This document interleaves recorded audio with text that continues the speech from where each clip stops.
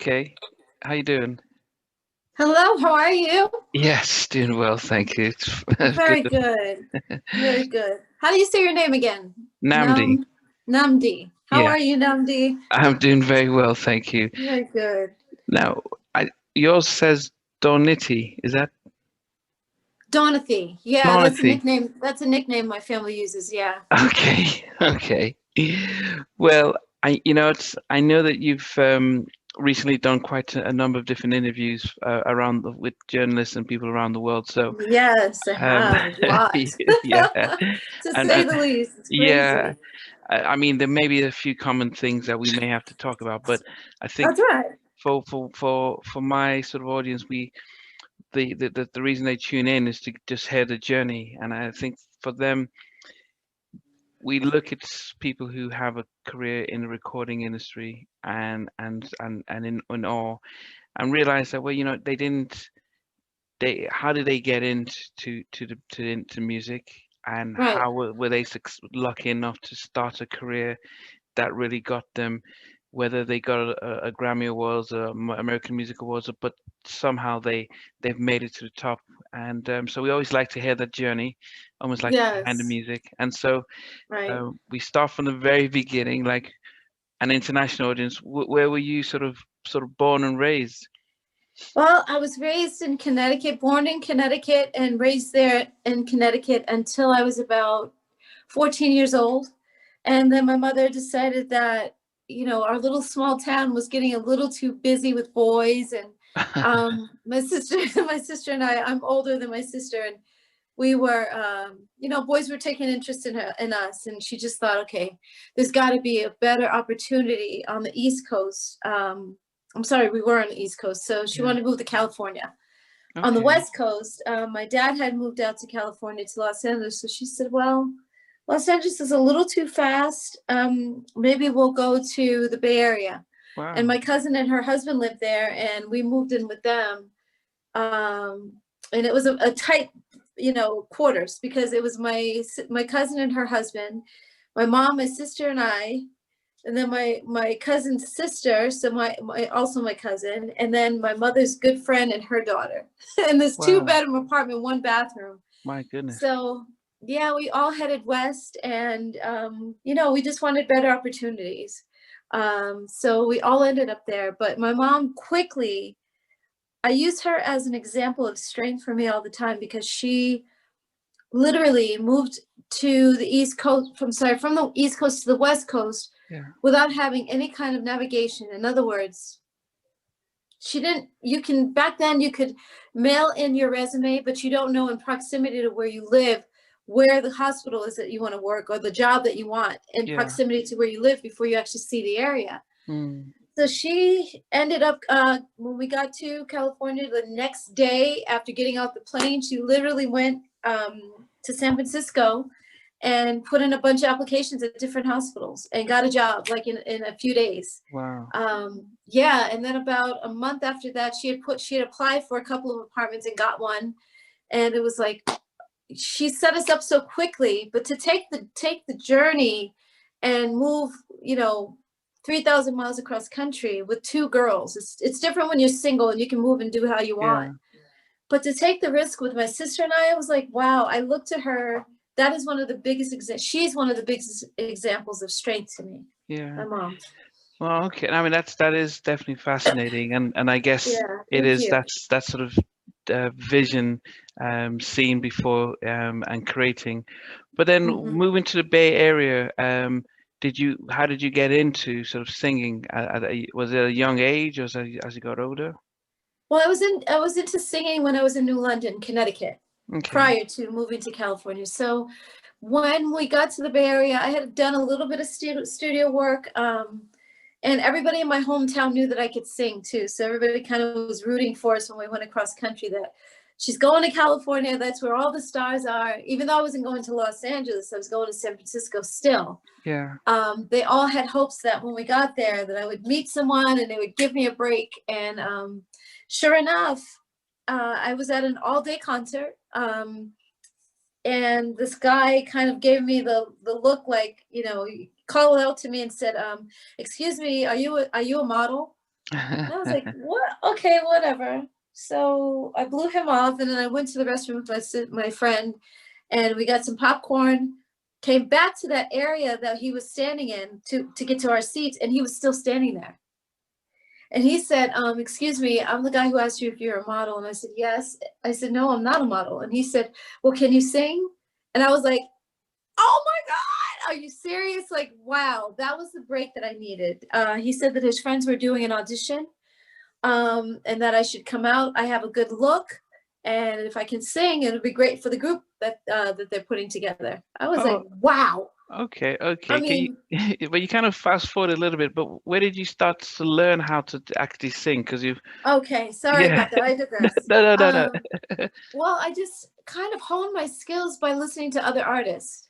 You Like know what I who? mean? It's like Shaka Khan, um, Stephanie Mills, Tina Marie, the Carpenters, because their harmonies are so amazing. So yeah, I've listened to, and Crosby, Stills and Nash, their harmonies are amazing as well. My dad played a lot of the Beatles, a lot of rock stuff in the house. Led Zeppelin, the Beatles, Rolling Stones. My mom played more of the Motown R&B sound. But where And were then you singing together, though? But say again? were you singing like in a quiet school or a church or Yes. how, yeah, yeah. Yeah. Where Okay. exactly did So you? I know what you're getting to. Yeah. Sorry, Nnamdi.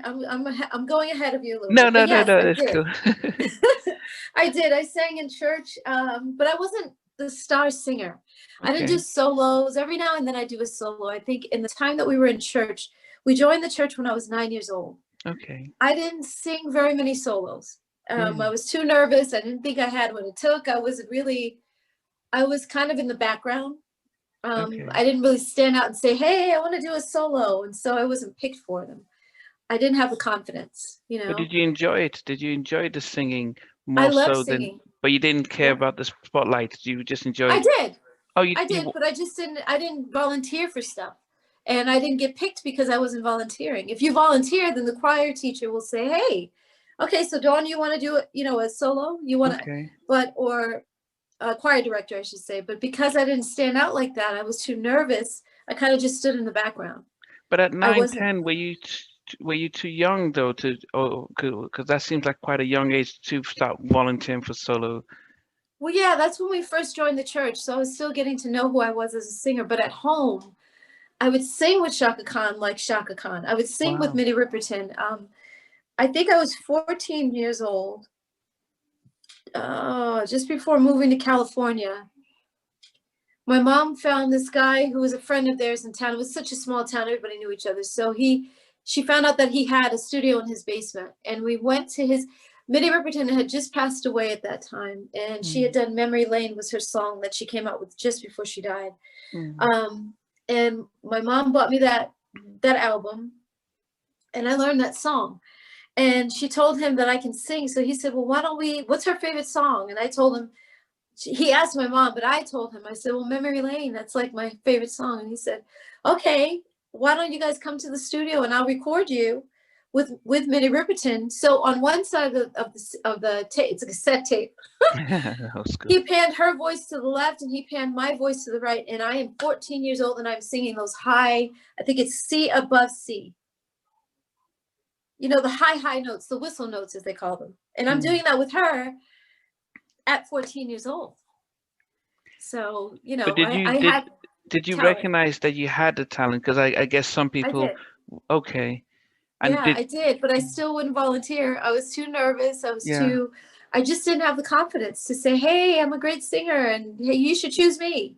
I yeah, mean, it was enough that I got into the choir. I knew I had talent, yeah, but as a kid, you just don't, volunteer yourself. Someone has to hear you and say, wow, you got something. yeah, You know what I mean? You have something different than most people. Now, some kids are very confident, and they step up, and like in the case with Beyonce, her parents knew yeah. that she had it as well. So they pushed her a little bit different than my mom pushed me. My mom believed in me because she actually moved to California based on the fact that she knew that the boys were getting involved with me and all that stuff, or interested in me, but she also knew that I had talent and it wasn't going to be discovered in our small little town. Okay, So she took my sister and I and moved us across country. But yeah, okay. she knew I had it. It's just how, as a young single mom, where do I find those things? How do I find these people that can help my daughter with her career? Yeah. Like, you don't know where to find that stuff. Yeah, Those no. connections.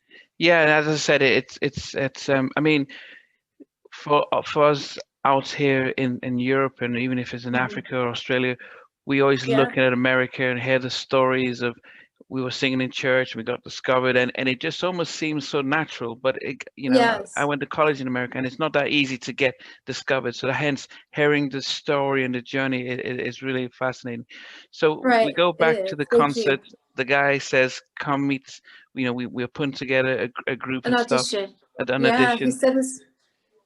And but Right. okay, but prior to that, when you moved to the Bay Area, were you still singing in a church, in a choir? Were you still honing your talent? Were you getting spotlights? I was honing my talent, but I wasn't getting any spotlights. Our little small town, Oh, it in the was Bay Area. probably no, no, no. So you're When saying you when moved to, moved to yeah, when you moved to California? California, yeah, yeah. Were you Nope, still I still singing? wasn't.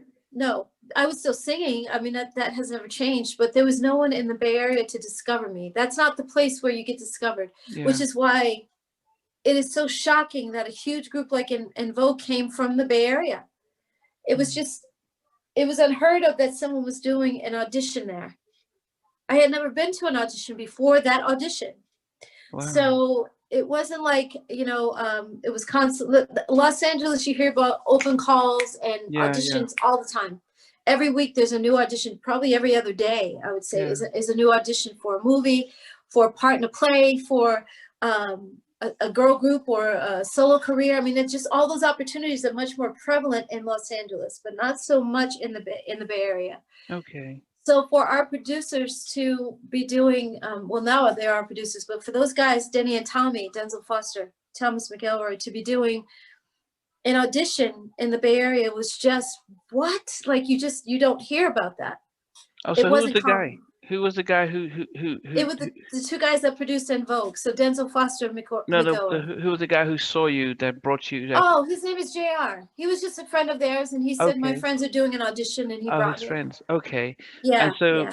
and now it's a nice Hollywood story, but I would be very skeptical of some guy saying, "Oh, my friends are doing this," and how do you know he wasn't trying to? How do you know he I was? didn't know. I Okay. didn't. I mean, you got to take a chance at some point. You see Yeah. somebody that's, first of all, I told him I am not, because he said, you got to come to my place tomorrow so I can hear you sing and see if you actually have talent. I said, no, I refuse. I am not coming to your house to see. And no, in fact, I live with my parents. You can come to their house and hear me sing if you want. If you want to know if I have talent, that's where you have to come and Okay. find out. I am not coming to your place. And he came the next day. I'm sorry, 2 days later. And my parents were home, so I felt safe, you know. Okay. Yeah. Okay. Um, and he heard me. I did "Caught Up in the Rapture" by Anita I need Baker. I to sang pick her. that. Wow. He Yeah. was like, "Oh my God, yeah, you got what it takes." But and then about a week later was the actual audition. So I trusted him because how else do you know if you don't trust? And my Yeah. parents were there as well. I wouldn't have Yeah. done it without that. So that audition then becomes when they're talking about an audition, I think I'm thinking about American Idols where 10,000 people are showing up singing for Simon, Randy, and Paula back in the day. What was the audition Mhm. for you when you went? Yeah, the actual audition. Yeah, yeah. What was that? Was it just that thousands of girls lining up to come in? No, Okay. no, no, no, no, not at all. The day that I went to the audition, I think they said Denny and Tommy said that they had about 16 girls total that had come out, but the day that we were at the audition was just the six of us. And I say six because it was Terry, Maxine, Cindy, myself, and then a girl. Actually, it was five. So Jordana, another girl named Jordana, who didn't make the group, but um, it wasn't a cattle call, what they call a cattle call audition. It wasn't that at all. Where you got like droves of women coming in all the time. It wasn't Yeah. that. Okay. So, but I just think, wow, even in the four or the five of us that were there that day, for me to be chosen as one of the girls in the group, which that's to me fascinating. it is just outstanding to me. I'm just amazing. Were they always I mean, planning it's to have amazing. the 4 girls, or were they looking for 5 and then they just felt 4 would work, or what? Did they have a No, they were looking for 3. They were only looking for 3. Okay. And Maxine was Maxine and Jordana were roommates.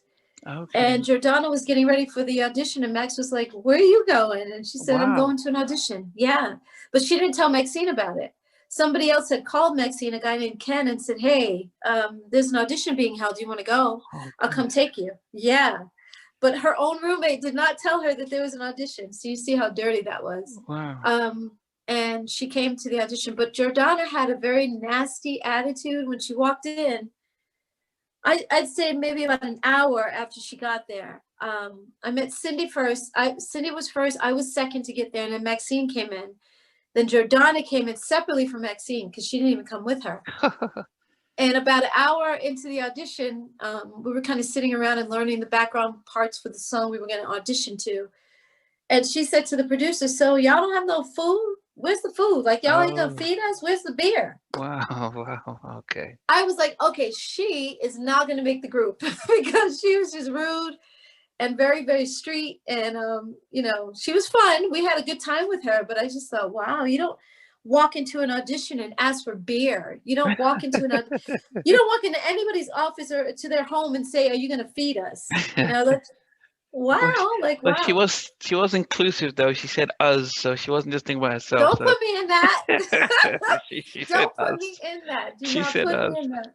Don't say Wow. us. I no, I'll go get my own food because I'm like, these guys are nice enough to even have us in their studio. Yeah. You know what I Uh, mean? I'm thinking, was there drama when Maxine shows up and says, "What's going on here?" and sees her No, no, roommate? no. They knew. Maxine said, "Well, Ken is going to take me." They talked at home before she left. She Okay. said, you Okay. know, she wasn't worried about going with Jordana. She came on her Okay. own. Okay. So she's like, whatever. It's like God saw to it that saw fit that Maxine made it as well. Even Yeah. though Jordana wasn't kind enough to say, "Hey, something's going on. I want you to go with me." Yeah. She undercut Maxine in a sense, and Maxine got there anyway. Yeah. You know, yeah, So that was a what? God moment. So so I guess the two questions that I do have then is Hmm. did you then think, I want to go solo, but I might as well, this is my chance to be in a group, or did you think, group, you know, it's maybe not for me long term, but I'll just go with it? What was the thinking, or was it like, No, it was just an opportunity. It's like, you know, sometimes you may get a job that you weren't expecting, and okay, they want to train you for something that you were not expecting. So I just thought, okay, I want to be a star. I want to be a celebrity. This is my chance to do this, and I don't have to be out there on my own. That's good. okay, I was happy about that because, you know, you grow to have a certain kind of camaraderie between the people that you're in a group situation with. And in this mm, case, it was 3 other girls. I was like, wow, this is perfect. I loved it. And the harmonies that we had the day of the audition told all of us, everybody in that room, it was magical. It was magical, magical. So yeah, we had to be together. It didn't match so much with Jordana's vocals, so I don't know how much they actually had her on the record. But when we got in the studio, it was like, it was just, we clicked. Everything came together vocally, the 4 of us. now you mentioned that they initially wanted 3, so how did they, what changed their mind? How did they think, okay, we can't do 3, we need to go 4? Well, again, once they heard our vocals together, they knew that if we only have 3 girls, once, for instance, if Maxine is singing lead on something, you only have 2 other girls there to sing 2-part harmony. It's not going to be 3-part harmony. Mm, So it doesn't sound the same. You have to have 3 parts in order for the harmony to work, or yeah, 4 parts or 5, but more than 2. And sometimes 2-part harmony is really nice. It just depends on the notes you're using. But typically, mm, what they wanted their ears to hear would have been a 3-part harmony with 1 girl singing lead. yeah, So it just worked out, and they were like, well, instead of having 3, they all look right together. They all yeah, sound good together. Let's go ahead and have the 4 girls. yeah. But then, so you guys then sort of click. Did they just come up with contracts that says sign here? And now, and the reason I ask this is that Mhm. I've been over the past 4 or 5 months speaking to artists, and Yeah. it's almost the same stories that we saw in the TLC documentary, saw in the New Edition and Bobby Brown stuff, and it's almost like eye-opening to us. But for you guys at the time, it was like, wow, we're just excited. We got an opportunity. Sign Yes. here. Were we able to get lawyers and parents to look through and like what's going on? Or Well, with a contract that big, it's like 24 pages. My parents wouldn't have known exactly what was going on. They looked at it, but they weren't in the music business. None of our family members could ever tell us exactly what we were getting into. They had no clue. It was nothing they'd ever seen before. We had never seen it before, so let alone our family members helping us through that. But we did go to Los Angeles. We got an attorney of our own. We hired Don Wilson, who was a Black attorney. A lot of times what happens with the attorneys that have a name in the industry, they're already tied and connected to the major labels. They're bought and sold by the majors. In other words, the attorneys know that they can't make an alliance with the artist that they're representing because they're going to bring another artist through those doors. So in other words, they can't go against Clive Davis because for the artist that they're representing, because they know that they're going to bring another artist to Clive Davis, and they have to make alliance with Clive. So they represent Clive or Jimmy Iovine or Sylvia Rhone in our case. And he wasn't really looking out for En Vogue as much. He told us some things were wrong with the contract, but his loyalty was more with the industry. So we really didn't have somebody that had our backs from the very beginning. And had we had someone that was not an attorney, an entertainment attorney that was not connected to the industry, we would have fared a lot better. And it's also that we had our producers, Denzel Foster, Thomas McElroy, had a manager named David Lombard. And they said to us, you guys should have him as your manager as well. And they were like, it's a conflict of interest, but he's a good guy and he'll take care of you. And I was thinking, okay, well, if you guys say he's good, then he's good. And we all trusted that. But it was really a bad situation because when it comes time to renegotiate, if you're lucky enough to sell your first album, goes multi-platinum or platinum, and you tear up that old contract, you have to renegotiate for better terms than what you initially started with. Yeah. And David was not willing to represent either side. He couldn't represent Danny and Tommy or us. So there was no one there in our corner. So, and I think we had to go ahead and hire another attorney to represent that renegotiation. It's like, by then it's like, well, why are we rehiring David back? Yeah. And I think this is sort of a lesson for upcoming because it's because it's quite easy to, you've been given a golden opportunity from nothing, and they're saying half of nothing is nothing. But if they say, look, we've got $5, we can share it into five, it's like, well, I didn't have anything in the first place. So it's quite easy to take advantage of very vulnerable people. And it is quite it's from the outside, it might seem easy, but I can imagine that it's not. It was pressured. It was a lot of people you might trust in those early days. I wouldn't say that so much. It's like, look, you are looking at a situation where your dream has come true. Yeah. You're in the industry. The world is getting ready to hear your name for the first time. Like you just said, there's a great opportunity here. When you first start out, there is no reason for the record label is not going to take a chance and put a whole bunch of money into you, because they don't know if you're willing to sell, if you're able to sell or not. Yeah. They have no idea if you're gonna, if they throw you against the wall and you stick and the world loves you and you blow up, maybe that'll happen, but they might throw you against the wall and you don't work at all. Yeah. And you don't sell, and the world doesn't pick up on the fact that you are successful and they love your music. So they were taking a huge chance on us, and they were not willing to put up a bunch of money in order to do that. They had to make sure that we had no leverage. Yeah. You know what I mean? We had no bargaining power. We had no nothing to say, hey, we've done this, and so we need more money. It's like we took what we were given, because I had never made $10,000 at one time. And Cindy had never made that, Maxine, Terry. So they gave us $5,000 up front. I was working at a dental office. I was probably making, I don't know, minimum wage back then, $6 an hour. Mm. You know what I mean? As a receptionist, and I really wasn't that good because I didn't know all the names of the teeth. You're supposed to know those things because when people call in and say, "Oh my gosh, my back molar is killing me," I have to know Yeah. which side that's on, and I Yeah. didn't know any of those things. And my mom is the one who got me the job. It was at her dentist's office, and she worked in the same building on another floor. Okay. So I had just a little odd job, and I wasn't doing anything else. You'd offer me $5,000 up front, and then the other $5,000 once the album is finished. Like that's $10,000. I had never seen $10,000 in one sitting ever in my Yeah. life. So yeah, those blessings are there, but so the pressure wasn't there for that. I'm just thinking, okay, once we succeed and the world knows our name, we could probably change our terms. I didn't really know how it went, but I just thought, okay, maybe it starts out slow, but it's going to eventually get better, and we're going to Yeah. start to make millions of dollars. Just as Yeah.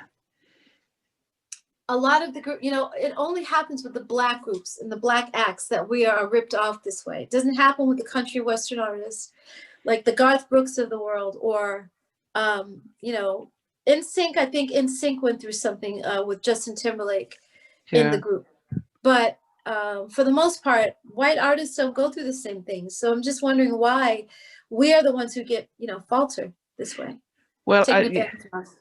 yeah, yeah, and I think what we're finding out is the most of the country acts tend to, it's about the writing, and it's about coming with the package. So if you producers, self-contained writers, producers, and you have a very unique style, um, they were then there seems to be more. And I think if you look at rock and stuff, they do come up with they're writing their own stuff.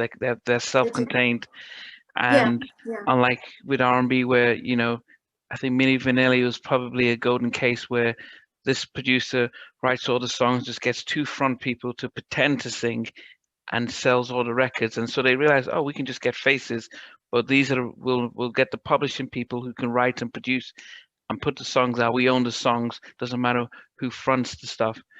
Yes, I understand. That was a very isolated situation. It's unfortunate because those guys could really sing.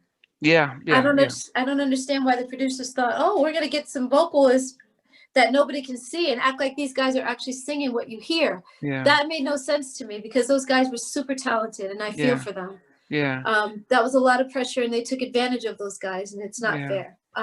The one killed himself because of it. It's just like, yeah, wow, I had talent the whole time, but this guy told us that we didn't have to sing anything. So yeah. that was an unfair situation. But in our case, we co-wrote on the first album. Oh, you We did? co-wrote Hold On. Yeah, we co-wrote Hold On and a few other songs on that album. So But I still, yeah. yeah, but then okay, yeah, with En Vogue, so it's Foster, McClellan, and En Vogue. So yeah, they put you guys on it. But Yeah. when you guys came together and you're writing and getting ready to do the album, Mm-hmm. did you then decide, okay, could you guys write before? Could any of you write, or is it the No, vocals that you had?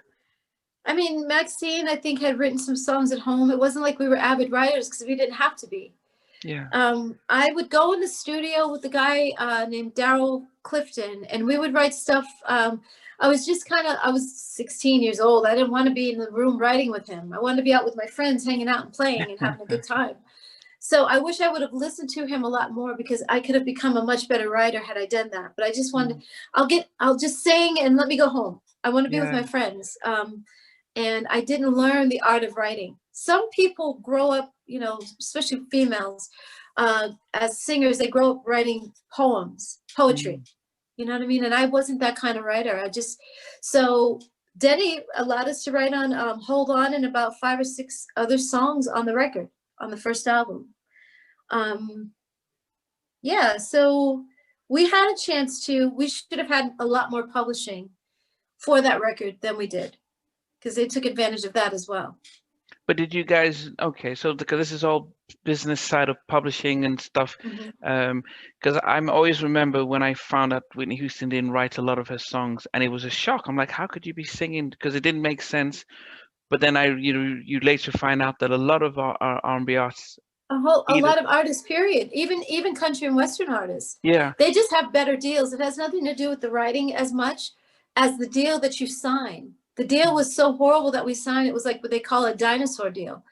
Like new artists today are not getting the deal that we got back then. It was just that bad. It was super, super bad. So it just depends on, like, Destiny's Child made a lot of money when they were a group. They made like 50 million a piece when they were Destiny's Child before Beyonce ever left, because the deal that they had was so lucrative. And Beyonce's father, he made sure that everything was fine and that the girls were protected and covered.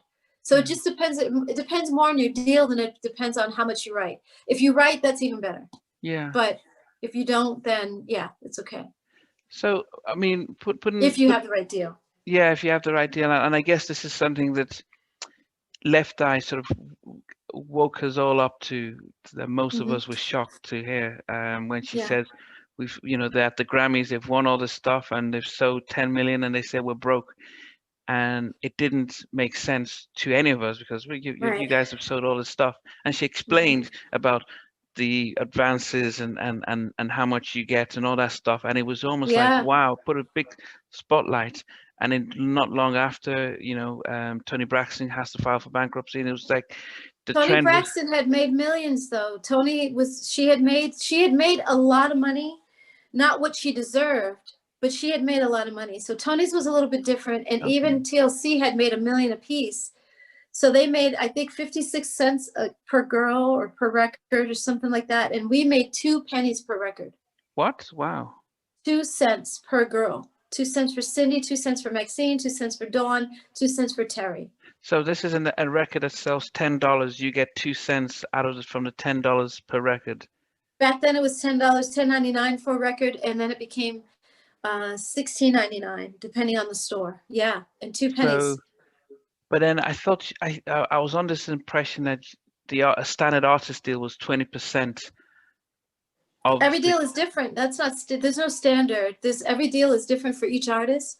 So it depends on how much you come in knowing and what your people represent for you. So if your attorney is really good and he's in your corner and has your back, he's going to make sure you get a bigger point structure. Yeah. He's going to make sure your percentages are larger.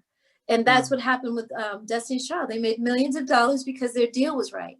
Yeah. Excuse me. Yeah. So. But I think with Destiny's Child, I think En Vogue set the precedent, so it was quite easy for them to say we've got the new En Vogue because. But I think even if we never came in there, I think because Matthew Knowles, Beyonce's father, was a marketing genius. He knew what to do. He knew exactly what they deserved, and he wasn't going to have anything less. And he had built them up to a certain point, so he knew their worth. They had kind of a following in the Houston area, Houston, Texas area. So he wasn't going to let a record company take advantage of his girls. You want these girls, this is what you got to pay to get them. Yeah, yeah. So he represented them in a totally different way. He was not going to have, but yes, I digress. I'm sorry. You're right. He told me, I saw him at an after party, kind of like after you get out of an award show, everybody kind of piles out into the lobby area. And all the celebrities are talking and producers and everybody's just around and we're doing interviews and stuff. And Matthew saw me and he was like, I'll wait, because I was standing there doing an interview. And he said, I'll wait. And he just stood there and waited for me. And after I was done, I gave him a hug and he said, I love En Vogue. My girls are, I structured their deal after, I looked at your imprint and structured their deal after you. And I said, who is your girls? And he said, Beyonce. Beyonce's my daughter. Destiny's Child are my girls. And I was like, wow. Excuse me. I said, if we were your artist, we would be looking at a whole different deal today. If you were our manager at that time, we would have been taken care of. It was a travesty what happened. And he agreed. He's like, no, you guys were amazing and you deserved a lot more than you got. But he said, I saw what you did wrong and I did different. I asked for a different point structure. So yeah, we were that example, but he also knew, just marketing wise, like if these girls make this amount of money, you're not going to offer this bullshit deal. Yeah. You're not going to give us pennies on the dollar like that. Yeah. You know? Yeah. So if we go to the exciting part of you actually recording the album and it comes out and Hold On comes out and you guys are doing the famous a cappella before, and it was something you know, it was almost like it didn't it took us back to, you know, World War II, sort of that type of the Yes, the harmonies. Entry Sisters. Yeah, it took Entry us Sisters. to that, but then it Yeah, had the Bay Area sort of Tony sort of funky New Jack stuff, and yeah. it was very fascinating because we'd never, I mean, not since even no, even the Supremes were three, and we didn't really get them harmonizing to that level. So it was very Mhm. fresh, very new, and it took us all by Sister surprise. Sledge. Sister Sledge did it.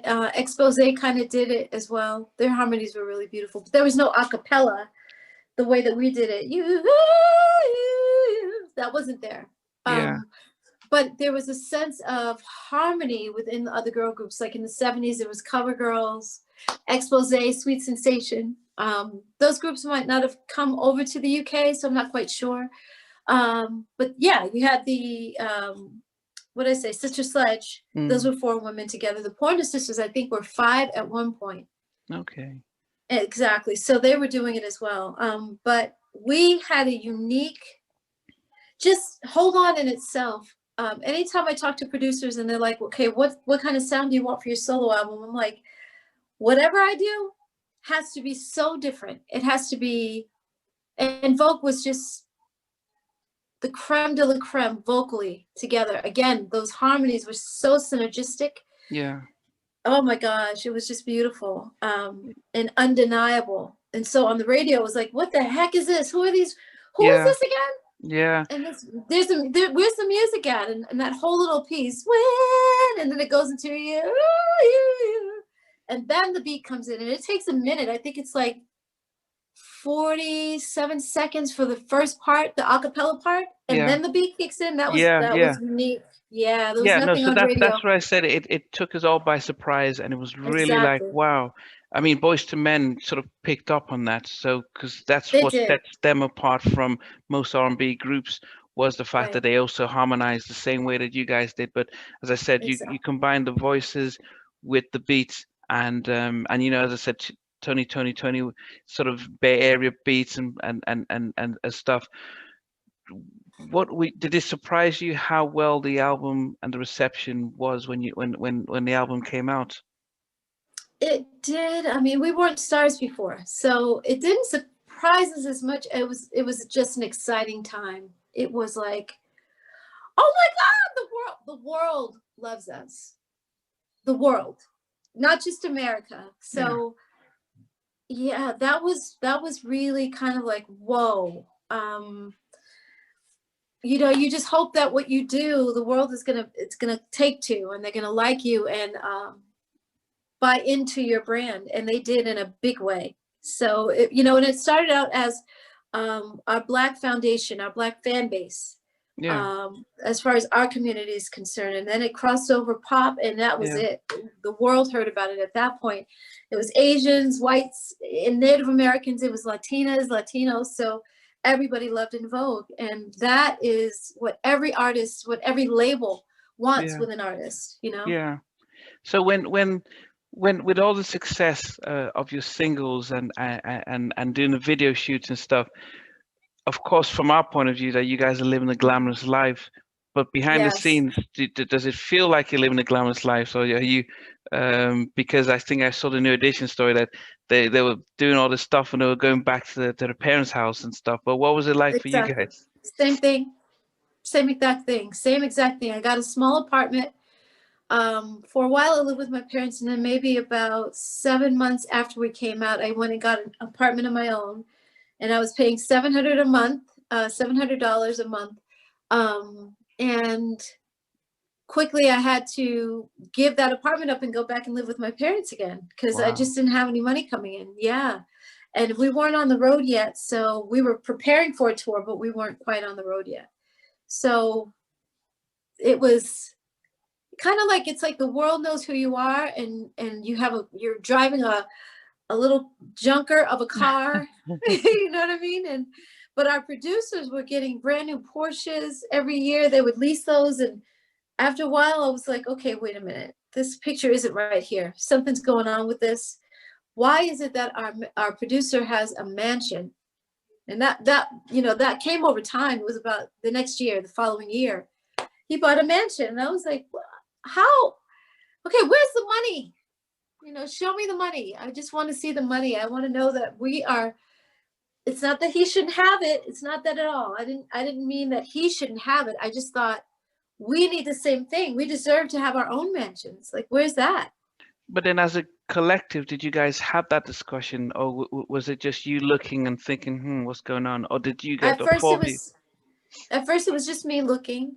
Mm. And then I would bring Maxine in on the phone call and tell her, and she's like, you know what? You're absolutely right. We need more money. We deserve this. And I'm like, yeah, Max, because our first album is about 3 times platinum and then 5 million. So it sold. And it's like, wait a minute, how come we're not getting money here? We're not getting paid the way we should.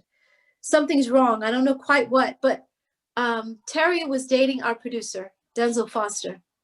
And that's when everything fell apart, because if she's isolated over there by herself, and there's Terry over here, and then there's the 3 of us over here, and we're not coming together, you can't negotiate. You can't go to the record company and say, hey, the 3 of us just want to renegotiate without Terry. You need Terry there as well. They didn't sign 3 girls, they signed 4. So if Terry is not complying and she's doing her own thing, she's not listening to us, then we don't have a group. Did that cause any friction in when she started dating the producers?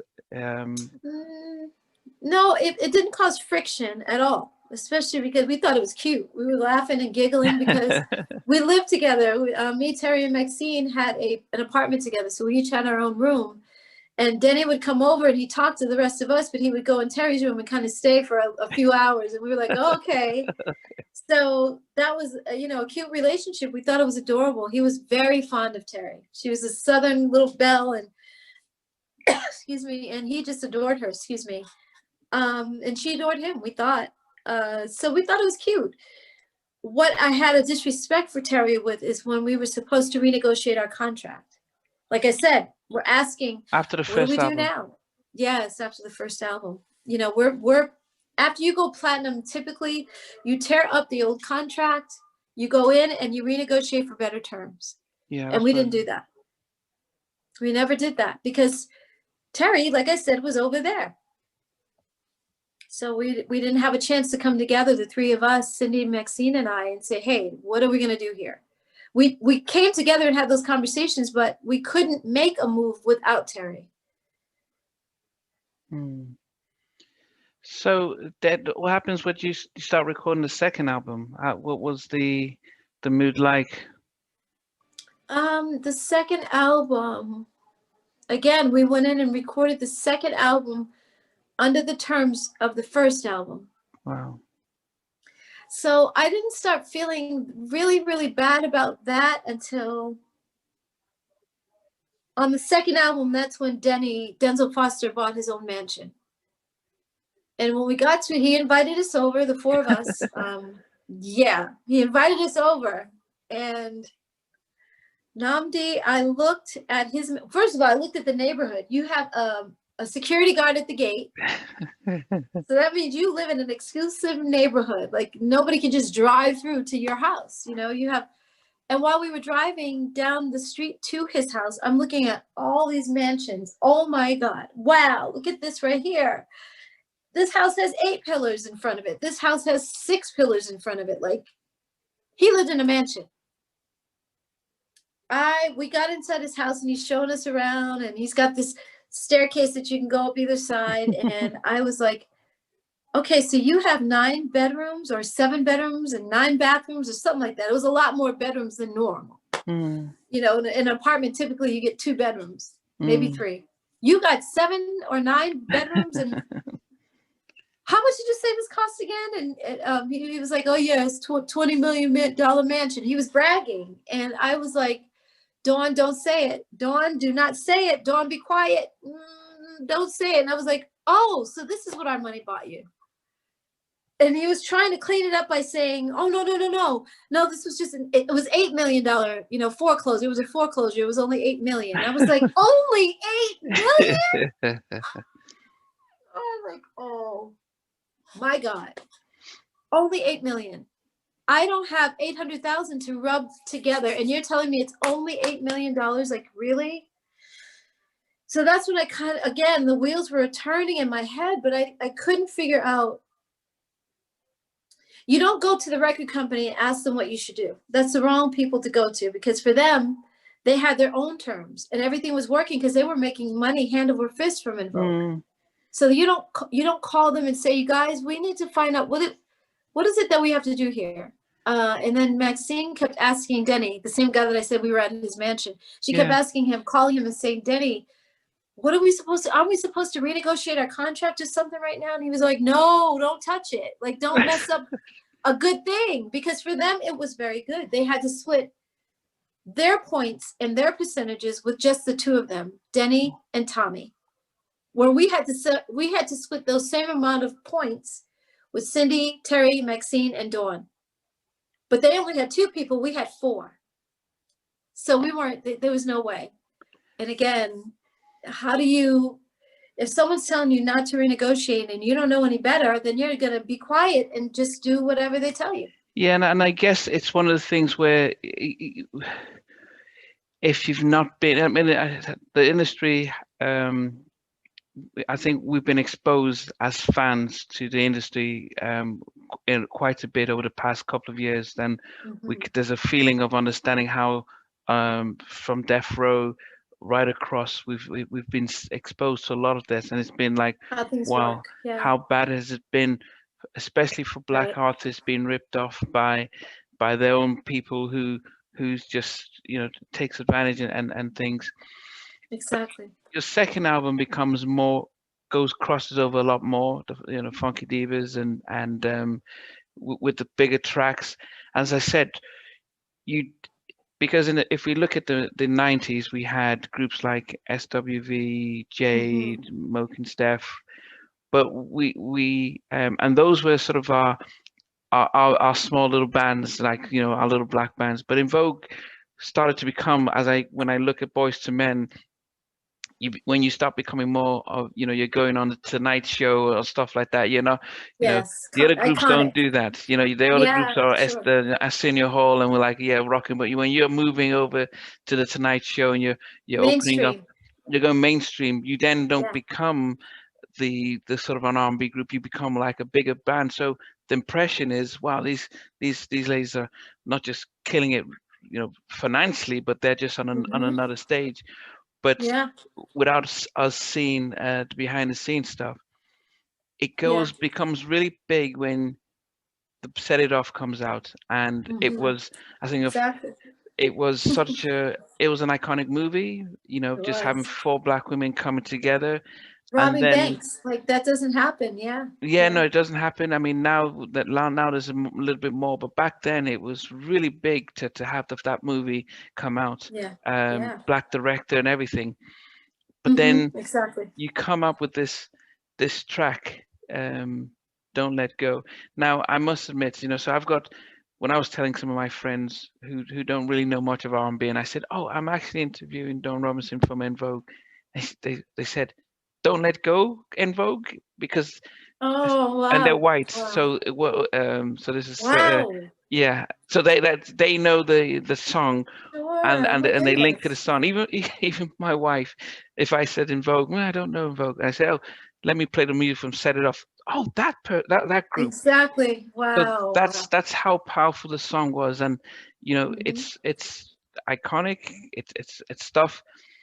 But then you're the main person that was singing it. I sing lead. Yes, exactly. But I guess it would be great to hear the process of when they presented the song to you guys. How did that come about, and how you decided who was singing what? Well, that was not Foster McElroy anymore. Okay.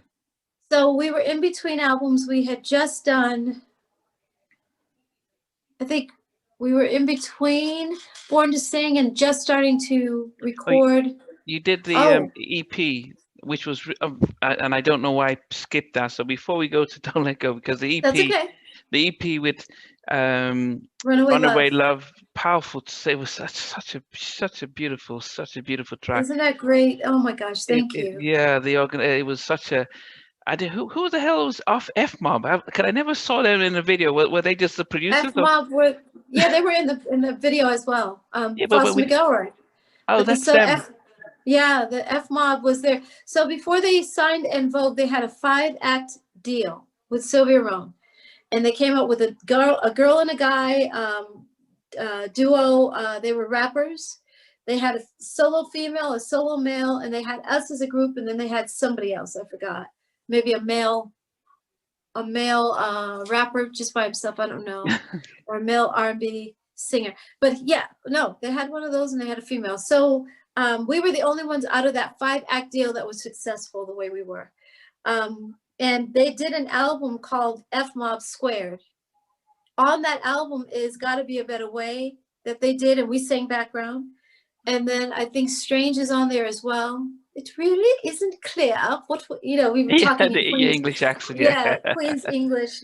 We thought we weren't that good, but and so those two songs were on that album, Gotta Be a Better Way and Strange. And then we came up with our own album. So it was a way for them to introduce all their artists on one album. Okay. And so that was, so F Mob was they did Runaway Love. Okay. And it was just Denny and Tommy. That was one of their other names was F Mob, Okay. but Oh, Foster McElroy. Yeah. Yeah, it was. But it also marked a change from it was smoother, so it's almost moved into the sense that you were still keeping that mainstream stuff, and then you did a song with Salt and Pepper, which was the Waterman that you both Yes. had on your album and stuff. Mm-hmm. So as I said, it was like you guys were just growing and going bigger and But bigger. again, even What a Man was written by Herbie Lovebug. That wasn't Denny and Tommy. So I started giving, like, I brought we were at rehearsal, and I brought an article on Salt and Pepper. I think it was XXX magazine or Source magazine, one of those hip hop magazines. And I brought the interview to the girls, and I was like, you guys have to read this. Like, Salt and Pepper took back their rights from their producer, and they fought for their rights so that they can have more control over their careers. They took their careers in their hands, and they walked away from Herbie Lovebug. And he was like, well, you guys can't produce your own songs. I'm the one who writes your hits for you. And they wrote their biggest hit, which was it Shoot? Not Shoot, no, just before that it was Express Yourself. Oh, okay. Yeah, they wrote Express Yourself without Herbie, and it was like, what are you saying? We can do this on our own.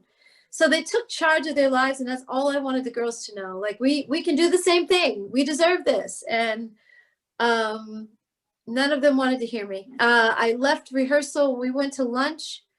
The magazine sat on the piano. We came back from lunch. We finished rehearsing for another 3 hours, and we left rehearsal, and the magazine still sat on the piano, and I took it home with me. Yeah.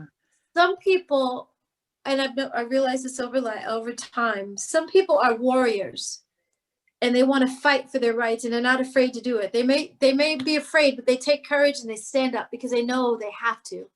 Yeah. Things are not going to change if we don't take it, in our own hands. And I found that I was walking on my own.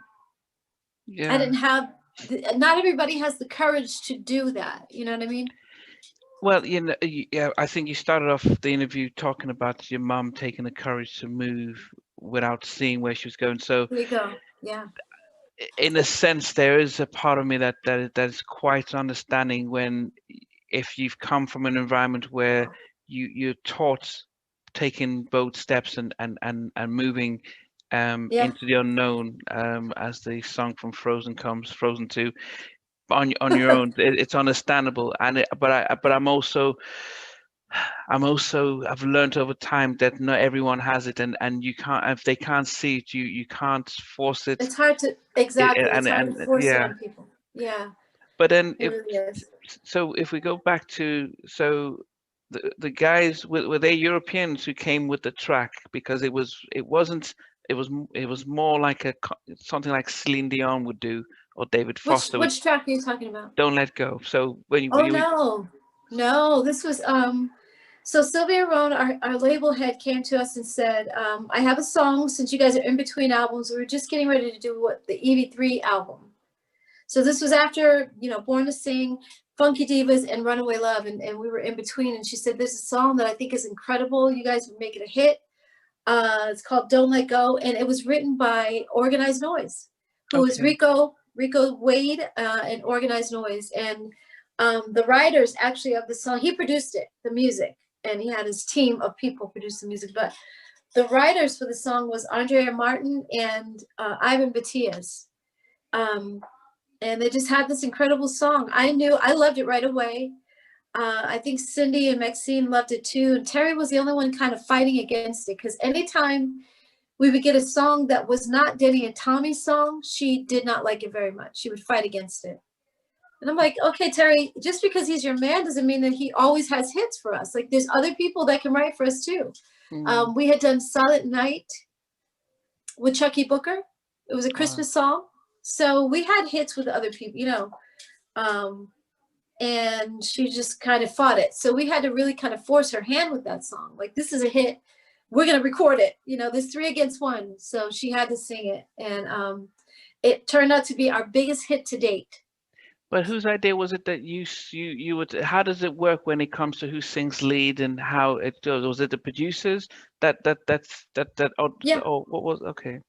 Yeah, a lot of times it's them, because they think after hearing us over the years, like Denny and Tommy knew what we sounded like. So they would always say, okay, Dawn, you're going to sing this one, Terry on this one, Maxine, Cindy. So, but with other people, because they knew our sound, they would say, okay, automatically, I think Dawn would be great for this. Oh, no, I think Maxine would be better on this song. Or Cindy's voice really fits the song. So that's how they would do it. And with Don't Let Go, it was that way. They thought that I would sound good singing lead. And then the record company came in and said, we don't want Dawn to sing lead because she's going to be leaving the group. Oh, well. Yeah, we're going to be kicking her out. So we want to make sure that Cindy and Terry and Maxine sing the lead with her so that she doesn't have the bulk of the song. And it's because I had done, so Terry was offered a solo album by our record company before me. She did her album. We supported it. The record company supported it, had, tour support, given her tour support. She did a video for her single. Maxine, Cindy and I went to her first show at the Pantages in Los Angeles and supported her first show because she was launching a tour.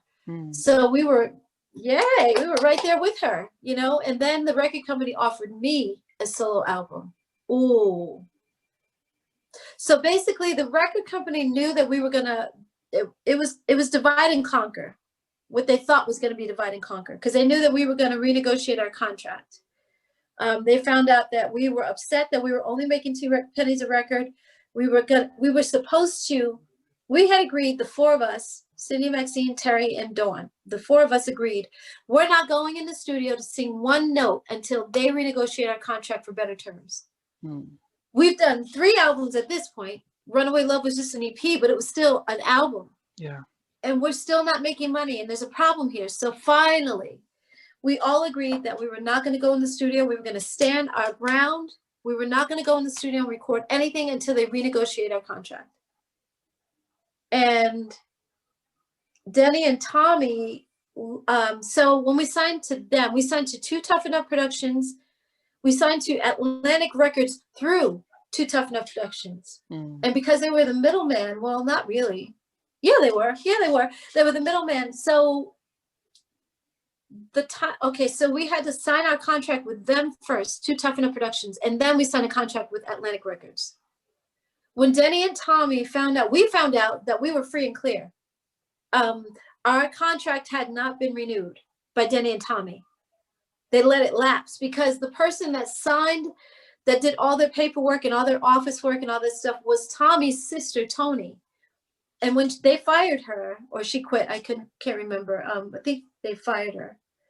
But when they fired her, she wasn't there to make sure that the paperwork was signed with us again.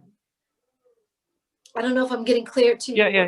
Yeah. So in order to have in Vogue, you have to have them re-sign to your production company. And they did not do that. And we found out and we were like, oh my God, we are free? Are you serious? Like, we're free. We can go directly to the record label, or we can leave Atlantic Records and go anywhere we want. And at that point, Babyface came in.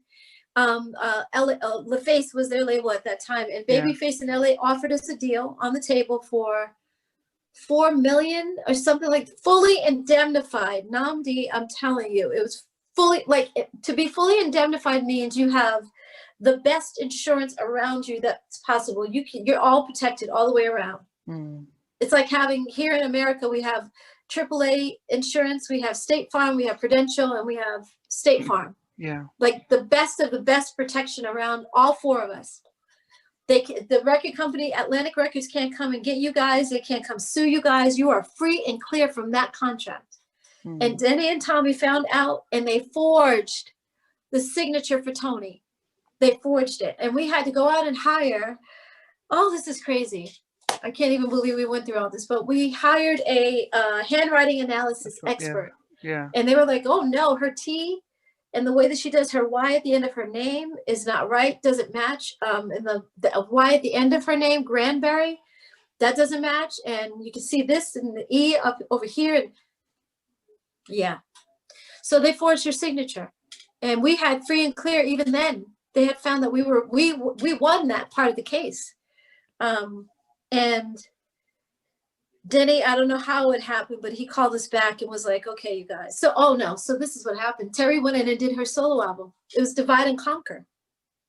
Terry's over here recording. You guys can't do anything without her.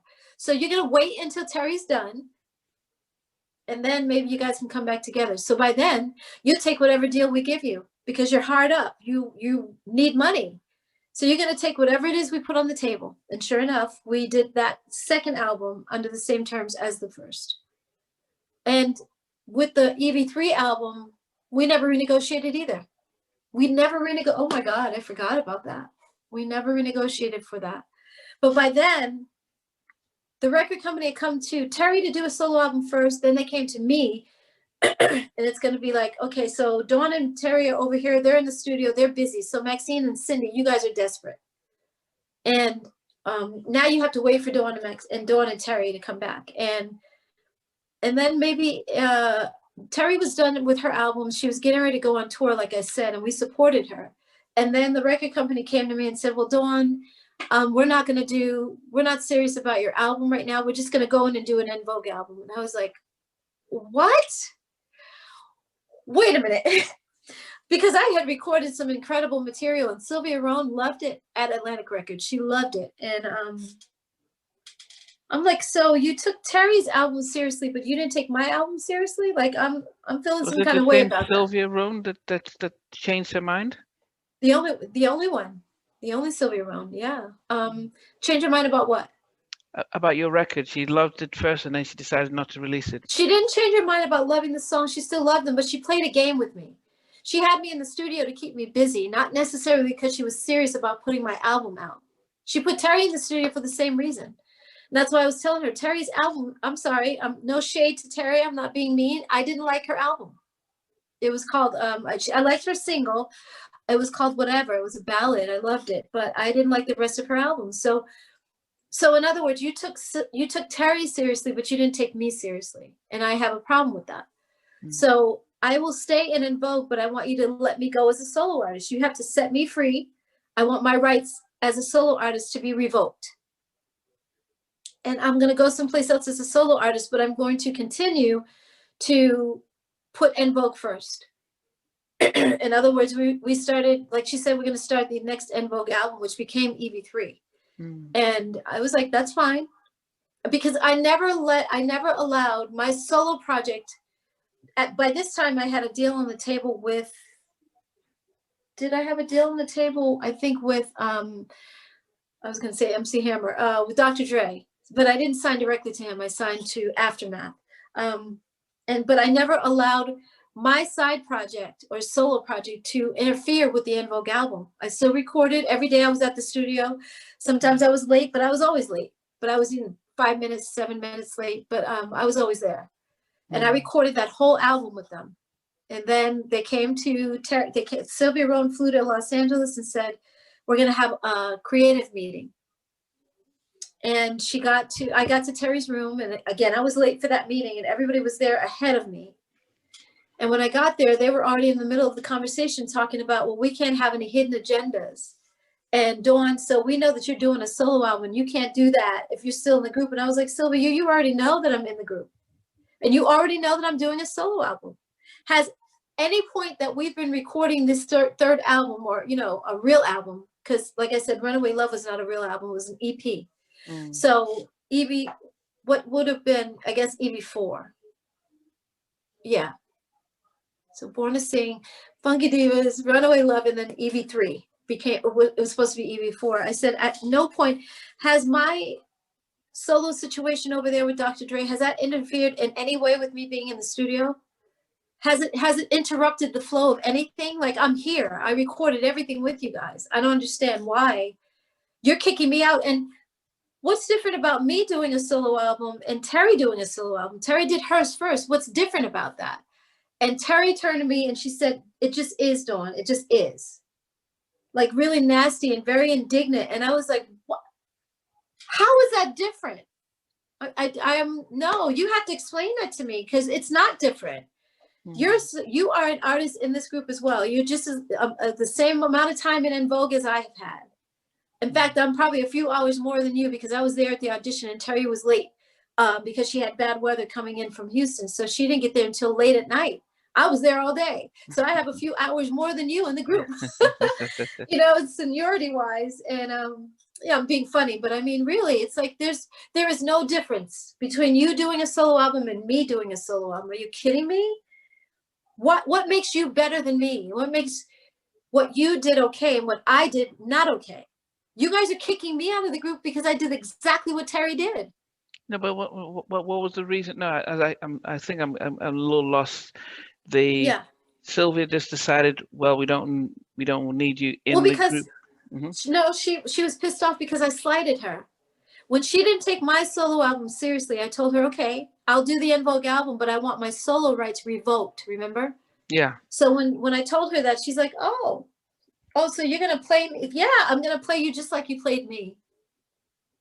I didn't appreciate that you didn't take my solo album seriously, but you took Terry's album seriously. You played a game with me.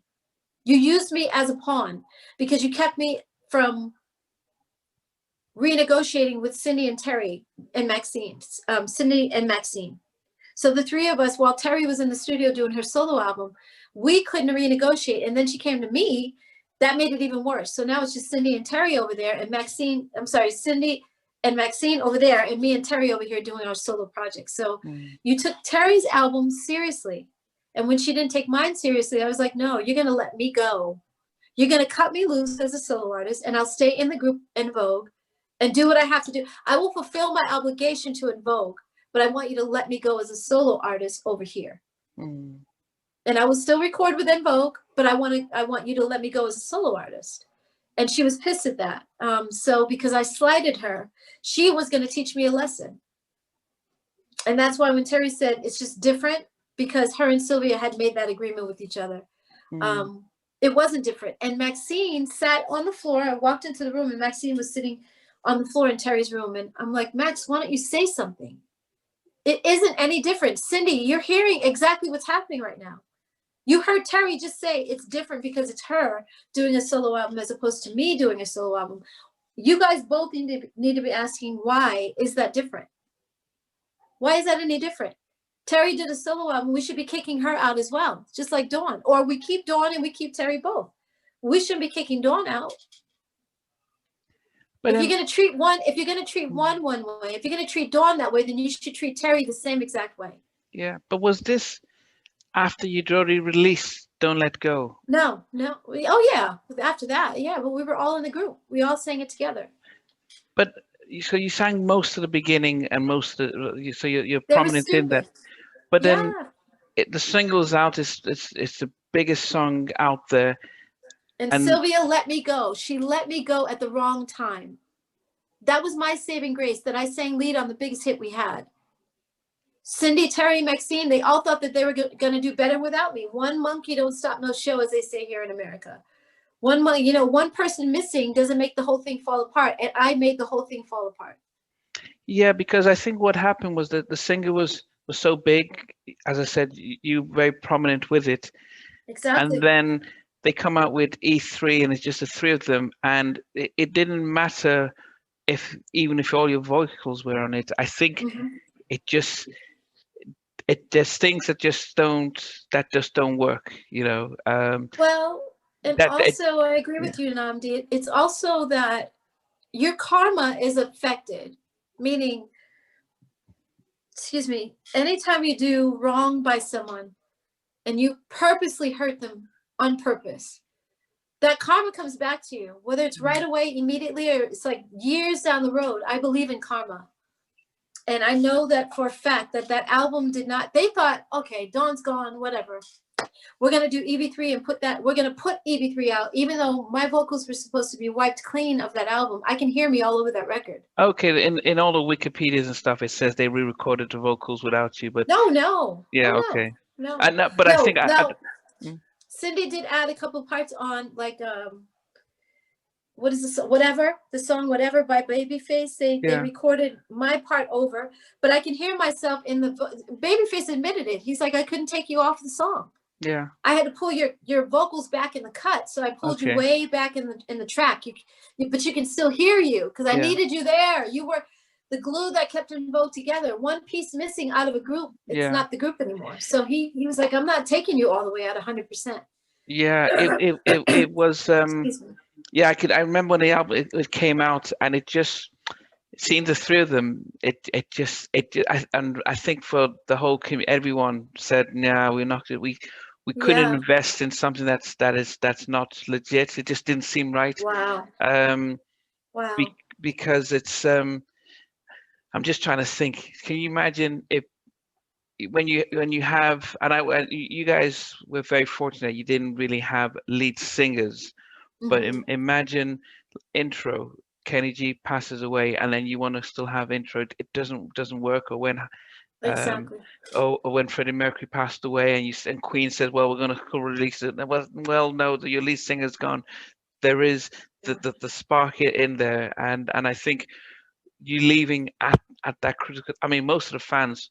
Now, I must admit, as fans, we were like, oh, you know, we had the placards down with Dawn. How could she leave? Of course. Especially after that, because all we saw was, you know, the biggest hit, and then you just disappeared. There was no sort of, you didn't come out and say. I didn't have the power of the press to be able to tell my side of the story. Yeah. I was just as shocked. I was depressed for a very long time. Almost didn't get out of bed for a while. Wow. Because I didn't like it. And I saw the album cover and I felt the same way with just the three of them. I'm like, wow, I helped build that group. Maxine, Cindy, and Terry did not speak for me on my behalf and say, wait a minute, we can't kick Dawn out. That's what I'm saying. It's like, you kick me out of the group, but you keep Terry. And Terry's the one who did the solo album first. There was no reason for them to kick me out. I didn't do anything wrong. So that's why I still, to this day, it's like, it's so shitty to me. And I have to say it like that because it's exactly what it was. You guys held me accountable or held me to a certain standard that you did not hold Terry to. But Terry did her solo album first and you kept her in the group. I did my solo album second and you kicked me out of the group. I don't understand that. Yeah. And I remember interviewing Timmy Gatlin from Guy about the same sort of situation where he's, you know, the manager pops in and pushes him out, and how the album comes out with his picture, but he's not in any of the videos and stuff. Wow. And you know, Groove Me comes out and he's there writing the song, but then when the video comes out, he sees the album, biggest thing, his pictures on it, but he's not in any of the videos and stuff. Oh, why didn't he sue? That's different. That's a little more blatant. No, well, no. So yeah. So, but I think from his point of view, it was that sense of, you know, Teddy, Riley, and Aaron Hall. How come you guys did not stand up for me? Yep. But then he I think there's that recollection that people, when you have an opportunity, there's a fear that if we do take your side, we all lose out and we all go out. And so that sense of you're facing almost Armageddon and you're not sure what to do. You always go for the safest option. I understand the fear because we don't know what a record company is capable of, especially at that time. Now it would have been like, fuck you guys. Fuck the record company. Fuck Denny and Tommy. we are all standing together. We are in Vogue. And without us, Cindy, Terry, Maxine, and Dawn, we have solidarity. Without us four, you don't have an album. Without us four, you don't have revenue at the end of the year for the record company to be able to make those millions that they were making off of us.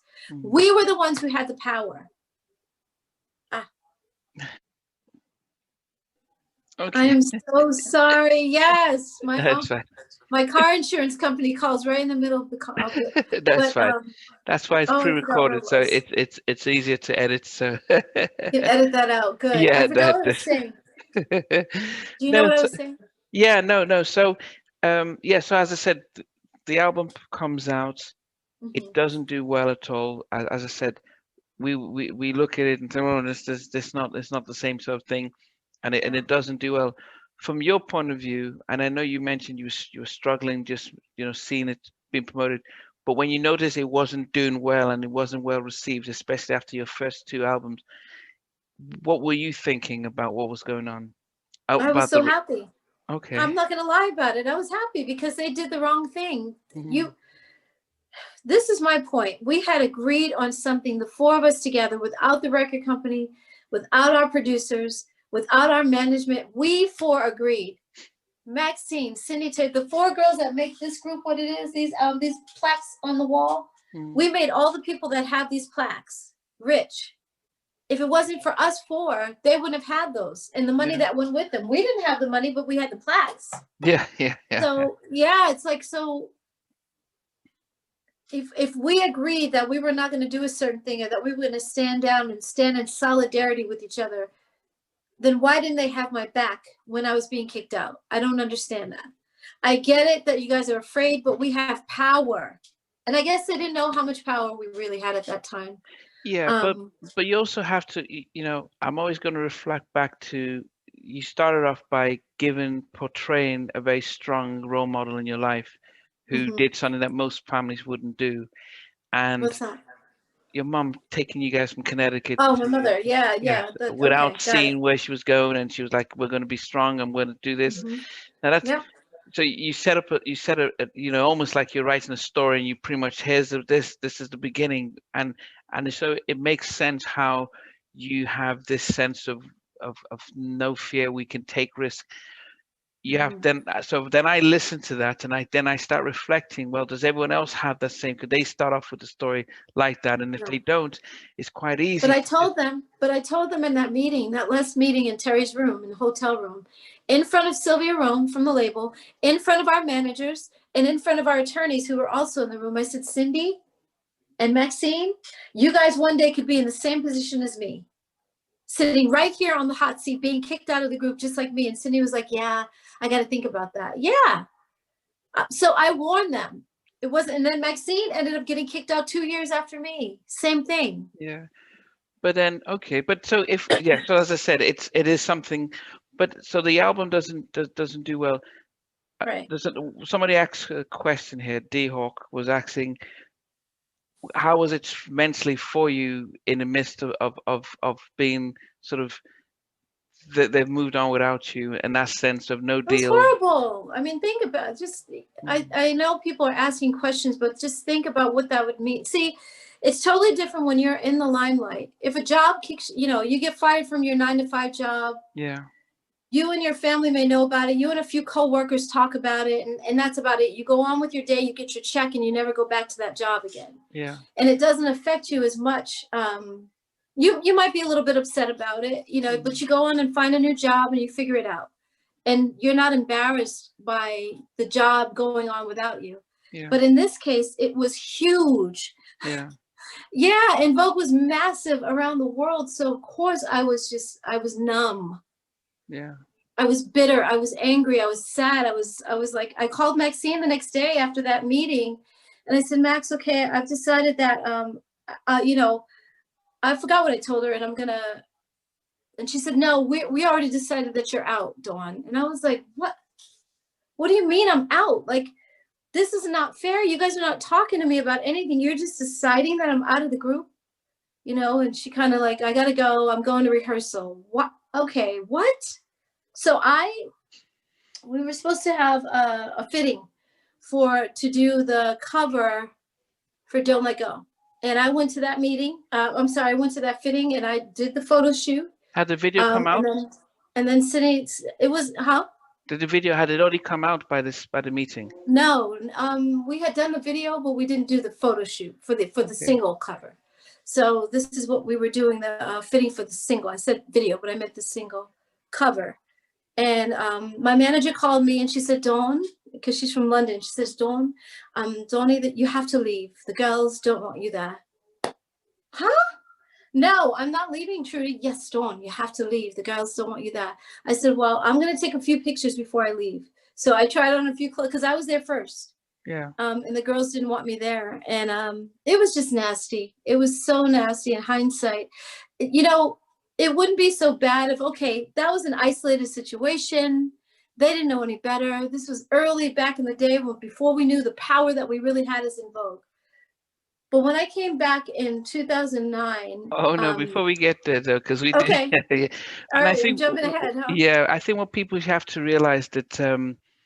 So Sylvia Rohn, who ran Elektra, was one of the first Black female label executives, and was responsible for a lot of careers from Keith Sweat, Yolanda Adams, Missy, lots of people. But you know, there is the achievement as a Black record executive, but there is the sense of also playing, you know, really successful, built a lot of good bands and stuff.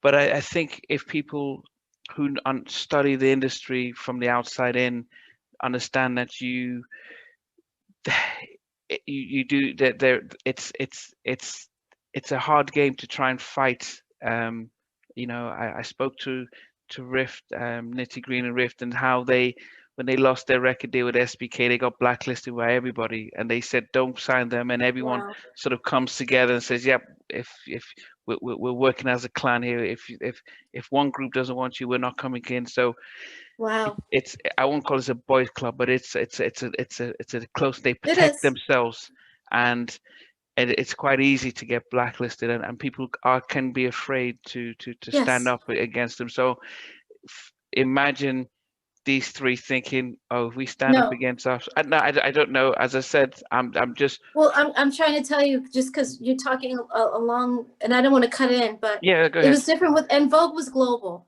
Yeah, definitely. We had a lot more power. I don't know who Riff is. I'm sure they're amazing, but I don't know who they are over here. So when it came to En Vogue, we had more power. Of course they were afraid. I get it. I really do. But Terry's indignant answer to me when I asked what was different about me doing a solo album than Terry. She did a solo album and I did one. So you're kicking me out of the group, but Terry's staying in the group. What's different about Terry? Turned to me and said that, not the record label. So Terry had it in for me. I don't know what it was, but like I said, and it made common sense that when I called Maxine the next day, it was just her and I on the phone. So without the record company around, without our producers and all these people that would intimidate you, it's just us. Let's get Cindy and Terry on the phone so that we can make sure, like, okay, Dawn, you were right what you said. It's just the four of us. Terry did a solo album, but we're kicking you out for doing the same thing. So we need to talk about this because you're absolutely right. It's not fair. And we need to find out what our rights are and go to our attorney. You know, when we first left the MC Hammer tour, we did an MC Hammer tour in 1990. Yeah, our first year. we did a promo tour. We went overseas. We came back, and then MC Hammer asked us to do a tour with him. And I guess Cindy had a conversation with him, and she told him that we were only making 2 pennies a record, and he was dumbfounded. He could not believe it. Like, what is going on? You ladies are the biggest things on the charts, and you're only making 2 cents a record. Okay, when we get back from the tour, I'm going to pay for you guys to go see my attorney in Los Angeles, bring your contracts and ask questions. Figure it out. In other words, Cindy, Terry, and Maxine could have said the same thing. Let's figure this out. Let's figure it out before we kick you out of the group. We can do the same thing that MC Hammer did in 1990. This is 97, 7 years later, and we're no smarter than we were back then. No, if MC Hammer said take the time to find out what's going on, then they should have done the same thing. But I thought Sylvia Rohn said you're out of the group. and they have She to gave do me an ultimatum. She was putting on her coat because she had a flight to catch back to New York. She said, so, and she stood up and she said, so we need to know if you're going to be in the group or not. And I said right then on the spot, well, if you're asking me if I'm going to leave and be on my own, I said, it's been 8 years. We've been with you for 8 years now. And all of a sudden I have to believe that you have our backs after 8 years. Where were you 8 years ago? 7 years ago, 6 years ago, 5 years ago? Where were you then? Now all of a sudden you have our backs and I'm supposed to believe it's going to be different now than it was 8 years ago. And that's when she said, well, I guess you're pretty much saying that you're out. And I was like, I don't know. I have to think about it. And I got on the elevator. We all went downstairs at the same time. And I was kind of out of body because this is my life. I helped build this for 8 years. And now you're telling me that I have to decide if I have to. So basically, this is how I always put it. If you want to compromise with someone, you give them a choice. You don't say it's our way or you're out. And that's what they were basically doing. I said to her, I said, so you're just saying now I'm out of the group? That because I'm not complying with what you want me to do, that I'm out of this group? That's what you're telling me? That's not fair. You know, and I kept saying, Terry did a solo album too. And I did the same thing. You came to me to do the solo album. I did the solo album on Atlantic Records with you, Sylvia Rohn. You offered Terry a solo album. She did her solo album. You offered me a solo album. I started recording mine and didn't even finish when you came to tell me that we're doing the En Vogue album. So then, I took it upon myself, you know. So when E3 didn't do well, did Sylvia drop them or did she just give them another chance? No, because she did Masterpiece Theater. Remember, that came after EV3. Okay. And that, yeah, okay, I can't even remember that album, but then. Yeah, it's such a great album, though. I got to say, I love EV3. It just hurts my heart to hear it because I can hear my voice, but I never got paid for that album. So that's hard. So then when did so if we shift from En Vogue for a second and go to the next, we saw you on Lucy Pearl, and this was it was almost like the Renegades, the sort of we had Raphael Sadiq, who had just fallen out with Tony, and then is it Mohammed who came from Tribe Called Quest?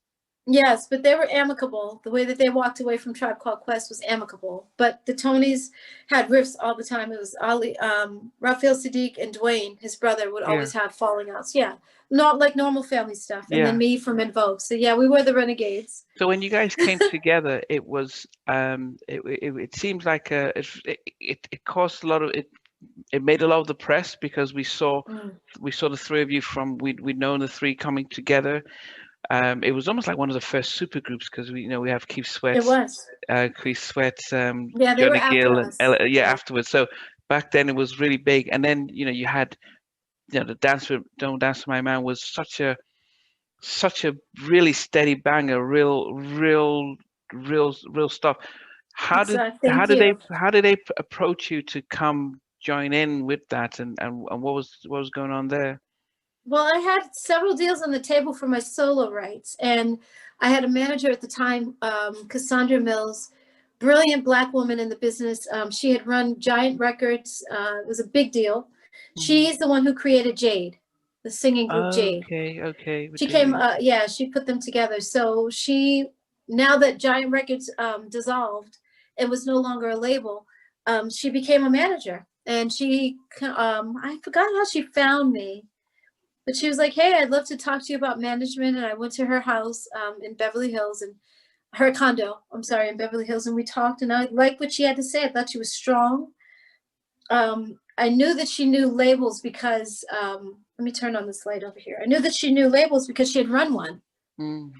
So I was like, heck yeah, you want to manage me? Because she knew her stuff. And once we started working together, I started to see little discrepancies, and she was trying to make it seem like I was a newbie, like I didn't know what I was doing. And we had a meeting set up with Virgin Records, and hold on, I'm sorry, Virgin Records, and woo, oh my God, and she didn't like what I was wearing, so she literally called Virgin Records. And she was looking me up and down, and she's like, I do not like this. I felt like I was 2 years old. So she gets on her phone. She's like, yeah, this is Cassandra Mills. I have a meeting today with blah, blah, blah. And I have Dawn Robinson, and we're going to cancel and reschedule for next week. Because she didn't like what I was wearing. Like, literally, I could not believe it. Wow. Yeah, she acted like I was brand new. And so the next week I got to her house or condo again. And she was like, okay, I don't like this either, but it's better than last week. So let's go. And we went to the meeting. Like, she didn't like what I wore again. And I was like, who do you think you are? I come from In Vogue and I'm a fashion queen. You know what I mean? But she was just overbearing and way too controlling. And so when Raphael contacted her to tell her that he has an idea for a group, she told him no, without even telling me, hey, Dawn, Raphael Sadiq hit me up from Tony, and he's got a group idea and he wants to do this super group with you and Ali Shaheed Muhammad. She didn't even tell me that the possibility was there. And she told him no before she even told me that. And I was like, okay, we got to part ways. So I fired her.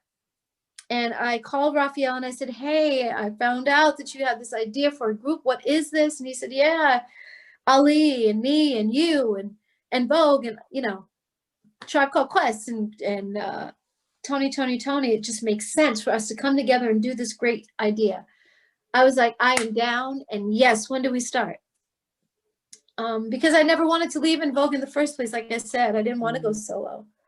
So it was better for me to be in the group situation. I felt protected.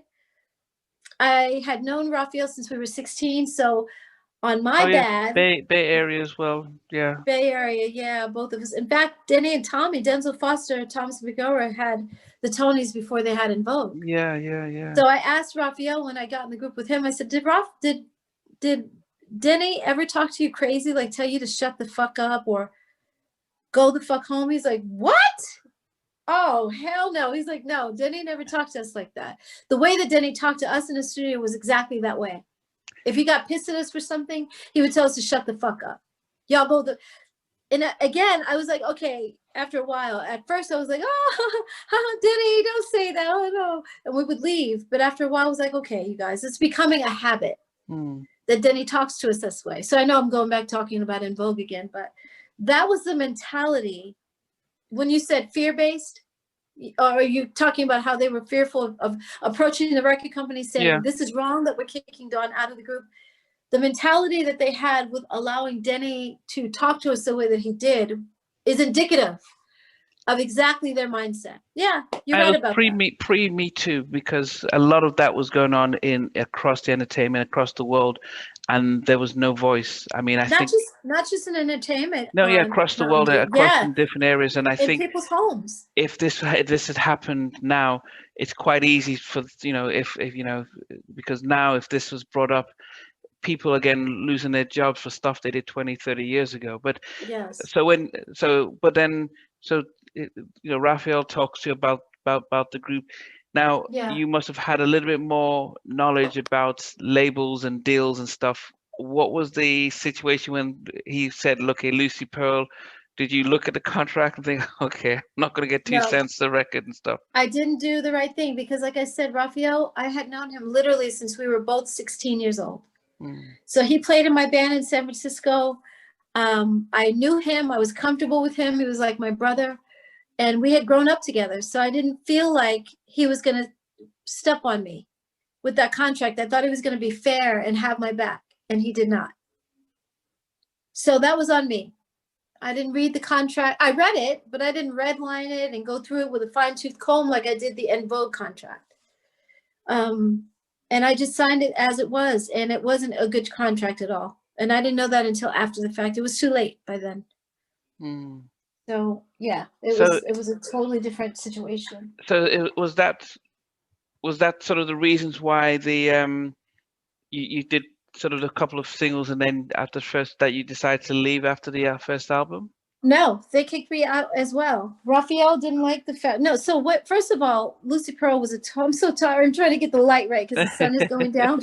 I apologize. Everybody's gonna be like, "Be still, be still." But Lucy Pearl from the very beginning was a one-off, and Raphael you know, he just didn't like the fact that I was getting all the attention. And we were actually in London when no, the first time that I noticed his jealousy of me was in Vegas. We were here in Vegas, but I wasn't living here yet. And we were doing Sprite Night for the Billboard Awards, and so sorry. We were doing Sprite Night for the Billboard Awards. And I have to get near the plug so that this light stays on when the sun goes down. Oh my God, I'm so sorry. No, it's fine. So we were doing the Sprite Night, and one of the journalists walked over to us to do an interview, and he stood between me and, so we were standing up against the wall waiting for, it's like all the tables have different countries and different parts of the country here in America as well. So you'll see Colorado over there, you'll see Cincinnati over there, you'll see Australia back there, you'll see, you know what I mean? It was all these different tables that you go to do interviews. And you sit down at the table and you do an interview. And so we were waiting for our next interview, and a guy named Lee Bailey walks over to us, and he's an older man. So he's got on his hat that he always wears and his glasses, and he takes out a dictaphone out of his pocket. He's got on like a jacket pocket, and he takes out a dictaphone, little recorder. And he steps in between Ali. Ali was to my right and Raphael was to my left. And we were just standing there waiting. And Lee Bailey steps in between me and Raphael. What did he do that for? Raphael was like, excuse me, don't you fucking see I'm standing here?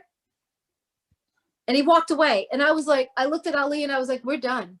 We're done. Oh my, because you don't want that kind of reputation out there that you curse somebody out for no reason. And Lee Bailey didn't even, luckily, he didn't think twice about it. He didn't think, oh, that was rude. He might have been thinking it was rude, but he didn't care. You know what I mean? He kept going with us. And he was like, well, everybody wants to talk to Dawn Robinson and Vogue. And he did the little, he did our interview right there, standing there with the little dictaphone with me and Ali, because Raphael walked away. And then our first time in London, same thing. Raphael did not like the fact that everybody wanted to talk to me. He had a problem with that. He didn't like it at all. And one of the journalists, when we get overseas, we have to do a series of like all day interviews. You start from 8 a.m. in the morning. If you get a little time to eat breakfast, and then if you can eat a little lunch in between, but you're doing interview after interview after interview, because it's not like we're going to come overseas every other day. And you guys don't see us that often. So once we get there, whether it's Japan or London or wherever, Germany, they have a slew of interviews for us to do. So we were doing probably our 12th interview, and Raphael was tired of everybody all the journalists asking about me, asking me questions more than anybody else. And so it was our 5th interview that day. And the woman said, so Dawn, she kept asking me questions. And Raphael sat up, he was sitting on the couch, but he was leaning back. And he sat up and he said, what the fuck? Don't you see we're sitting here too? Like Ali and I, because I was sitting in the middle of, it was Raphael on the right, on my left, and Raphael, Ali on my right. And he looked at Ali and he said, don't you see us sitting here? We've done shit in our careers as well. What the fuck? You're not talking to us at all. And she said, Dawn has done a lot more. A lot more. And I was like, oh my God. And I mean, after that, I tried to play small. I remember kind of shrinking down like, oh, that doesn't feel good. But a lot of the world does not know who the Tonys are. They may not know who Tribe Called Quest is, but they know who En Vogue is. We were much bigger. And so that's what she was trying to tell him. She wasn't trying to put him down. She was just telling him the truth. Dawn has done a lot more.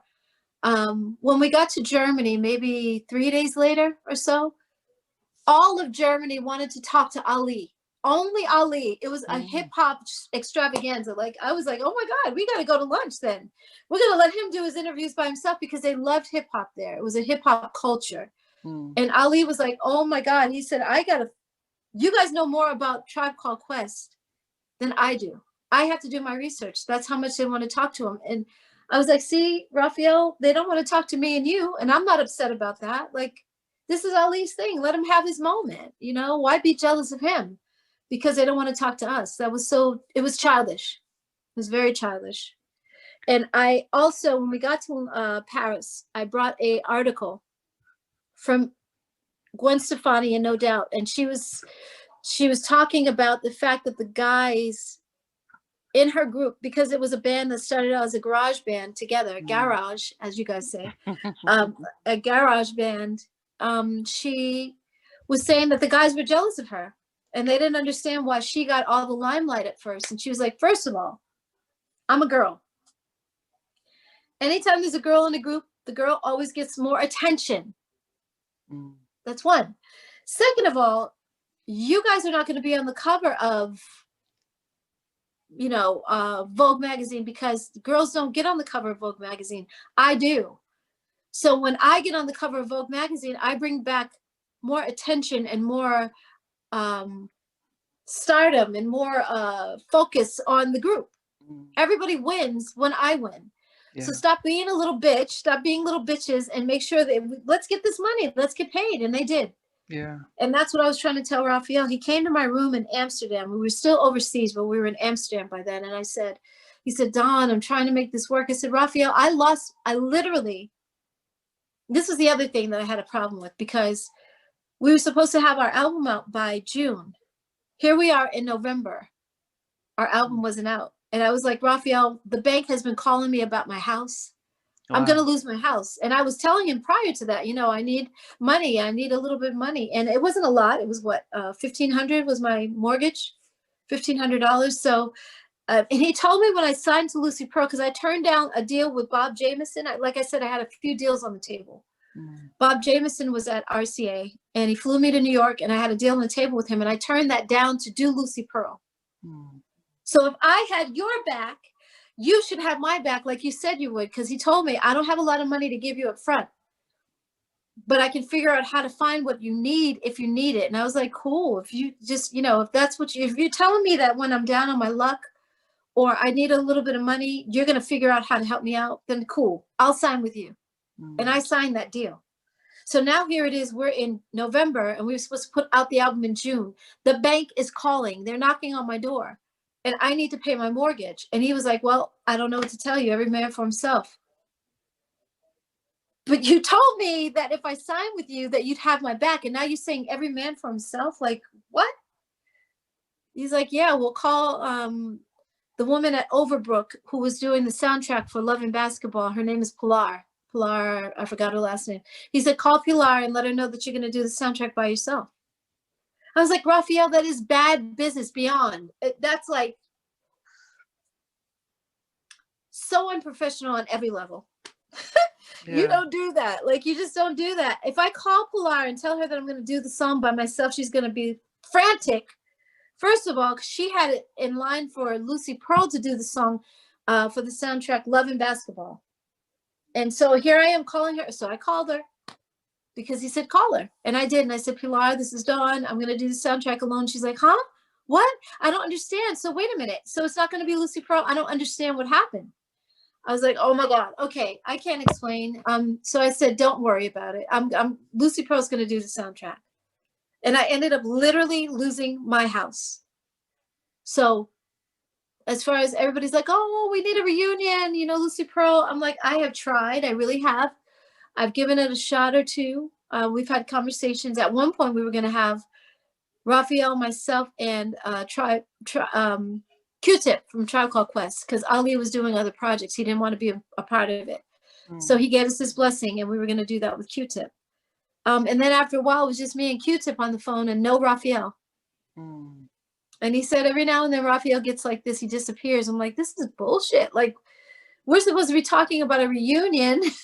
Or getting together to do a new project together as Lucy Pearl, and Raphael just doesn't show up. He doesn't call us. Like, I don't understand. And so it never happened. But a year ago, I was watching MTV, and they had this thing called Beats, Rhymes, and Rhythms, and it was on Tribe Called Quest. And I was watching, and I remembered that Fife would always big me up. My man, I'll be sure he's in effect mode. Used to have a crush on Dawn from In Vogue. It's not like when Honey Dip would want to get with me, but just in case I got on condoms and TLC.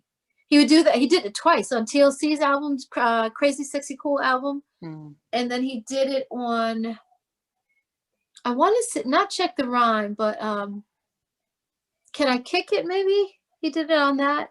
Anyway, it was a Tribe Called Quest song, and he did it on that one first, and then he did it on Crazy Sexy Cool album. And so him and I had a conversation on, it was Twitter.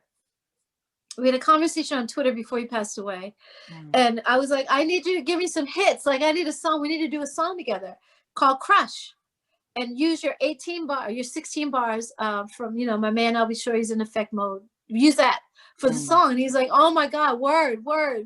So I'm going to get you some tracks. But he was too sick and he never got me the tracks. So when he passed away, I left him a message on Twitter. And I said, I know you're gone. Trust me when I say that you'll never be forgotten. We love you. We love the work that you did.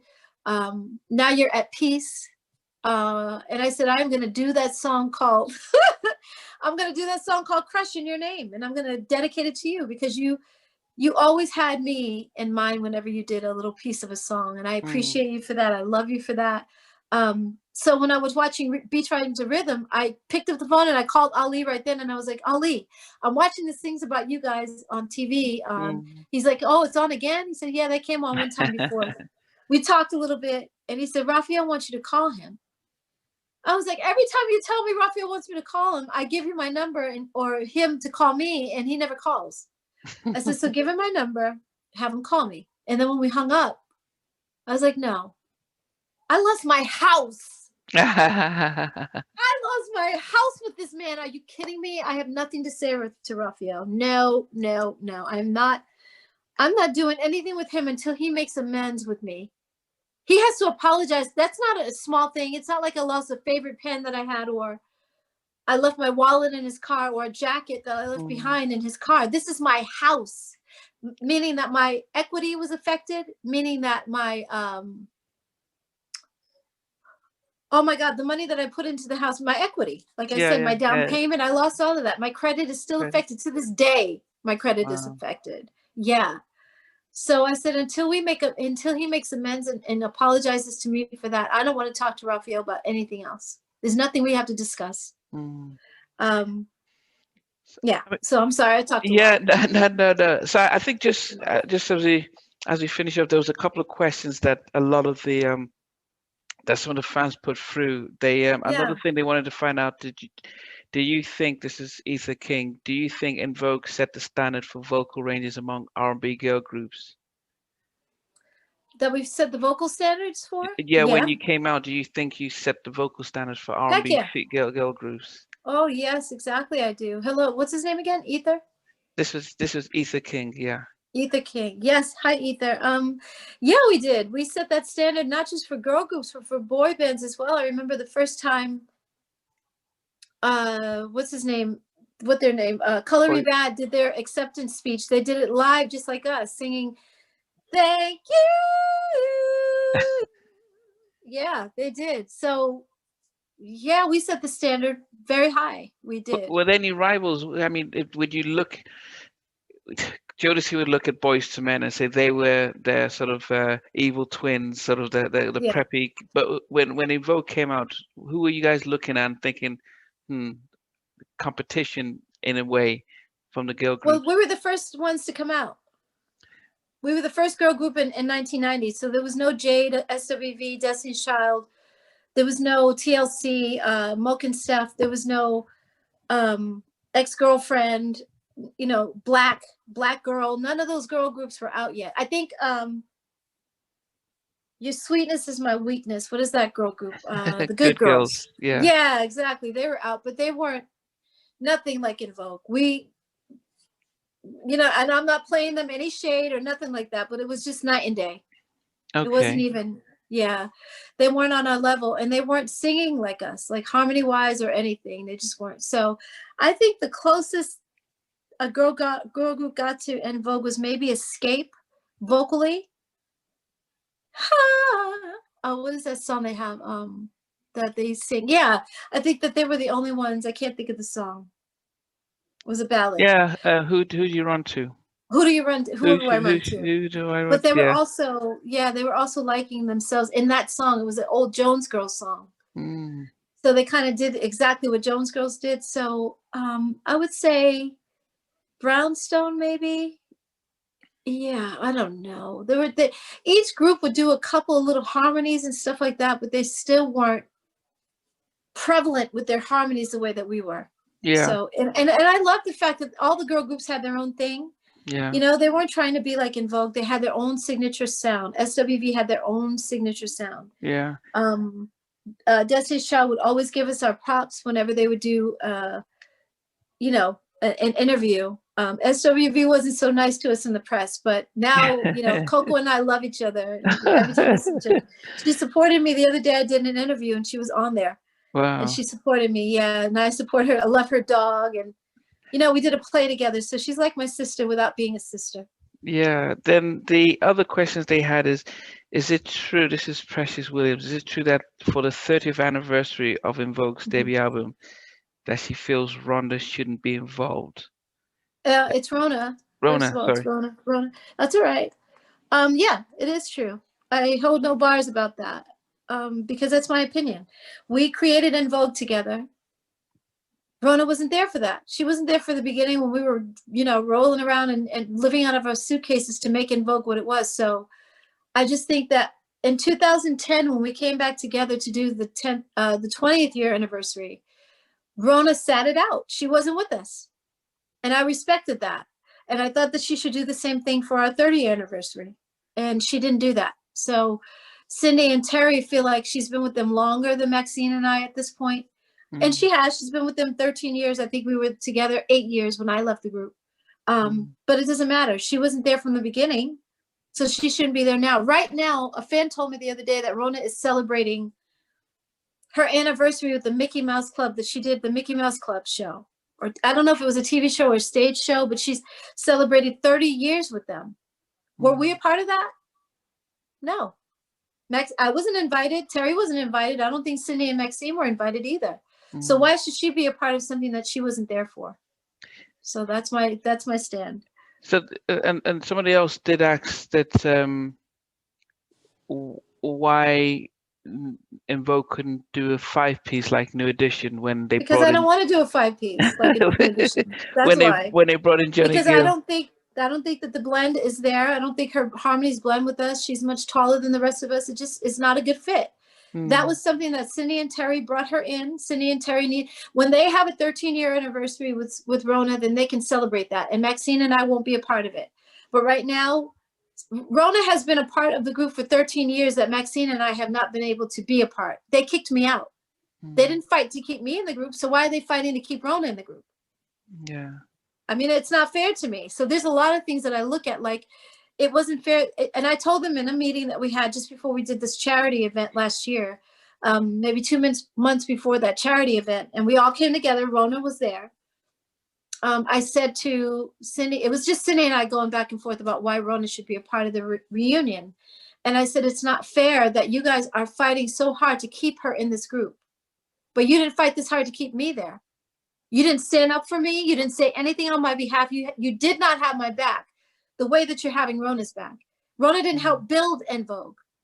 Rona didn't build the foundation that En Vogue is built on. That was the hard work that I put in. yeah. So why are you you're so busy trying to fight so hard for her, but you didn't fight at all for me. Mm, In 97, when Sylvia Rhone said you can't be in this group, you guys were like, okay, Dawn is out. But you're fighting so hard to keep Rona. Like, I have a problem with that. And I mm, took offense. So her and I were going back and forth, and I was like, well, we have to agree to disagree. If there's going to be a reunion happening in 2020 next year, because this was last year, like I said, yeah. then if she's a part of it, then I'm not going to be in it. I'm Yeah. not. So I think the one of the final things is just in the midst after pandemic and stuff like that. Yeah. What's any plans going, for the New Year's, music wise or anything for people to look out for? Yes, I am. I'm so proud of this. I just started my own label, Stiletto Entertainment, and I was going to do a crowdfunding campaign to raise money for, well, and I'm also doing my autobiographical book. So I'm writing Okay. my life story, or not life from childhood, but there's a piece of that in there because it has to talk about when my father discovered my talent as a little girl. So there's just one little story in there about that. So, but it basically chronicalizes my time within Vogue and Lucy Pearl. A Okay. little bit of Lucy Pearl at the very end, because I want to give Lucy Pearl its own book. I think that time with Lucy Pearl is deserving of its own story. It was such a great group, and I want to give it the life and the love that it deserves. So that'll be separate from the In Vogue album. But yeah, so I'm doing that. I'm doing all three of those projects. I'm not so sure on the crowdfunding thing. I may get an investor instead and have that.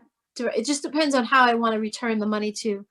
You do an ROI for the fans. You don't have to do anything on crowdfunding, but it's a little bit difficult because I don't want to ask fans for money. You know what I mean? It's a little tricky for me. So yeah, I haven't figured that out yet, but Okay. I'm working on a solo album, and I'm sorry, that money that I get will garner me to be able to fund doing my solo album, because you have to have not just the songs, but you also have marketing money. You have to do a few videos that costs money. You got to do a new photo shoot that costs money.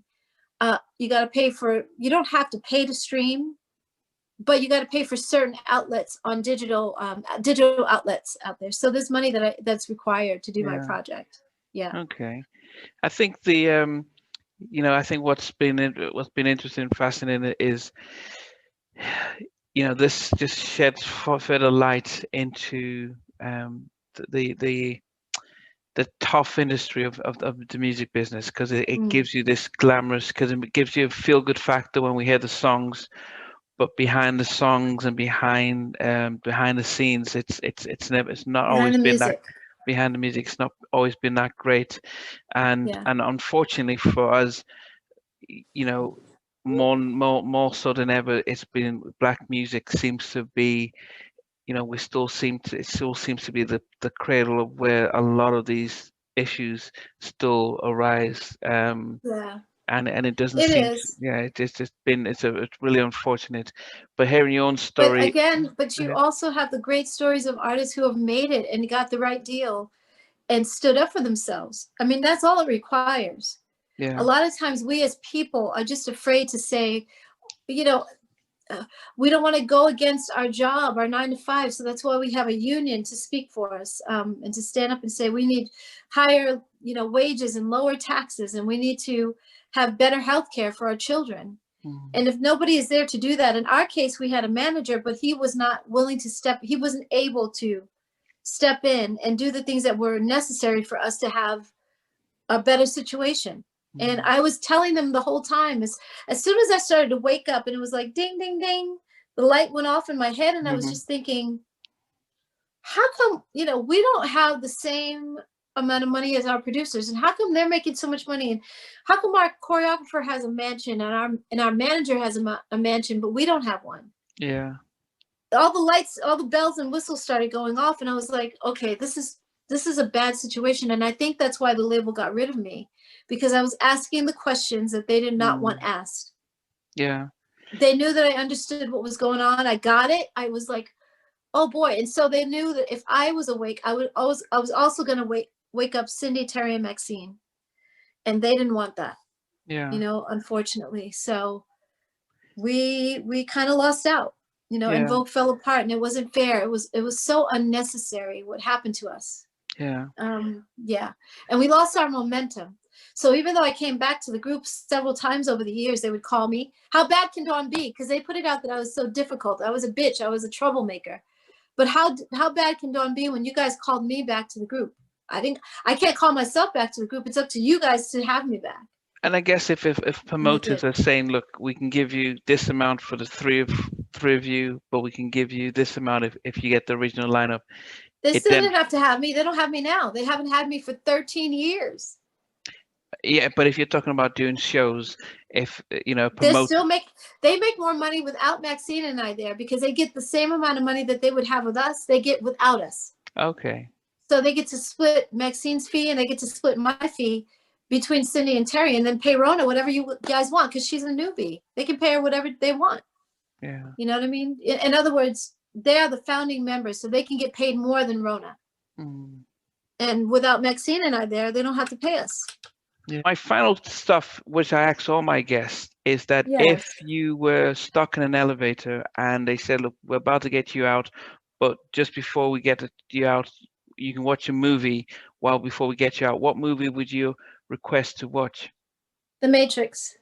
Okay, well done, Neo. Smart movie. The smartest movie that has ever been made. It shows us exactly what society is and how we're Yeah, run by the powers that be. yeah, The media, the news, the government tells us what to do. We go to work every day. We are stuck in the matrix. And until you free your mind from it yeah, and literally separate yourself from what you see every day on TV, what they tell us how to think, they mm, tell us how to live, how to be fearful of stuff, we're afraid of COVID. I'm not saying that it's not out there, but the numbers that they're inflating are just way too much. yeah. It's not even happening that bad, Okay, or as bad as they say.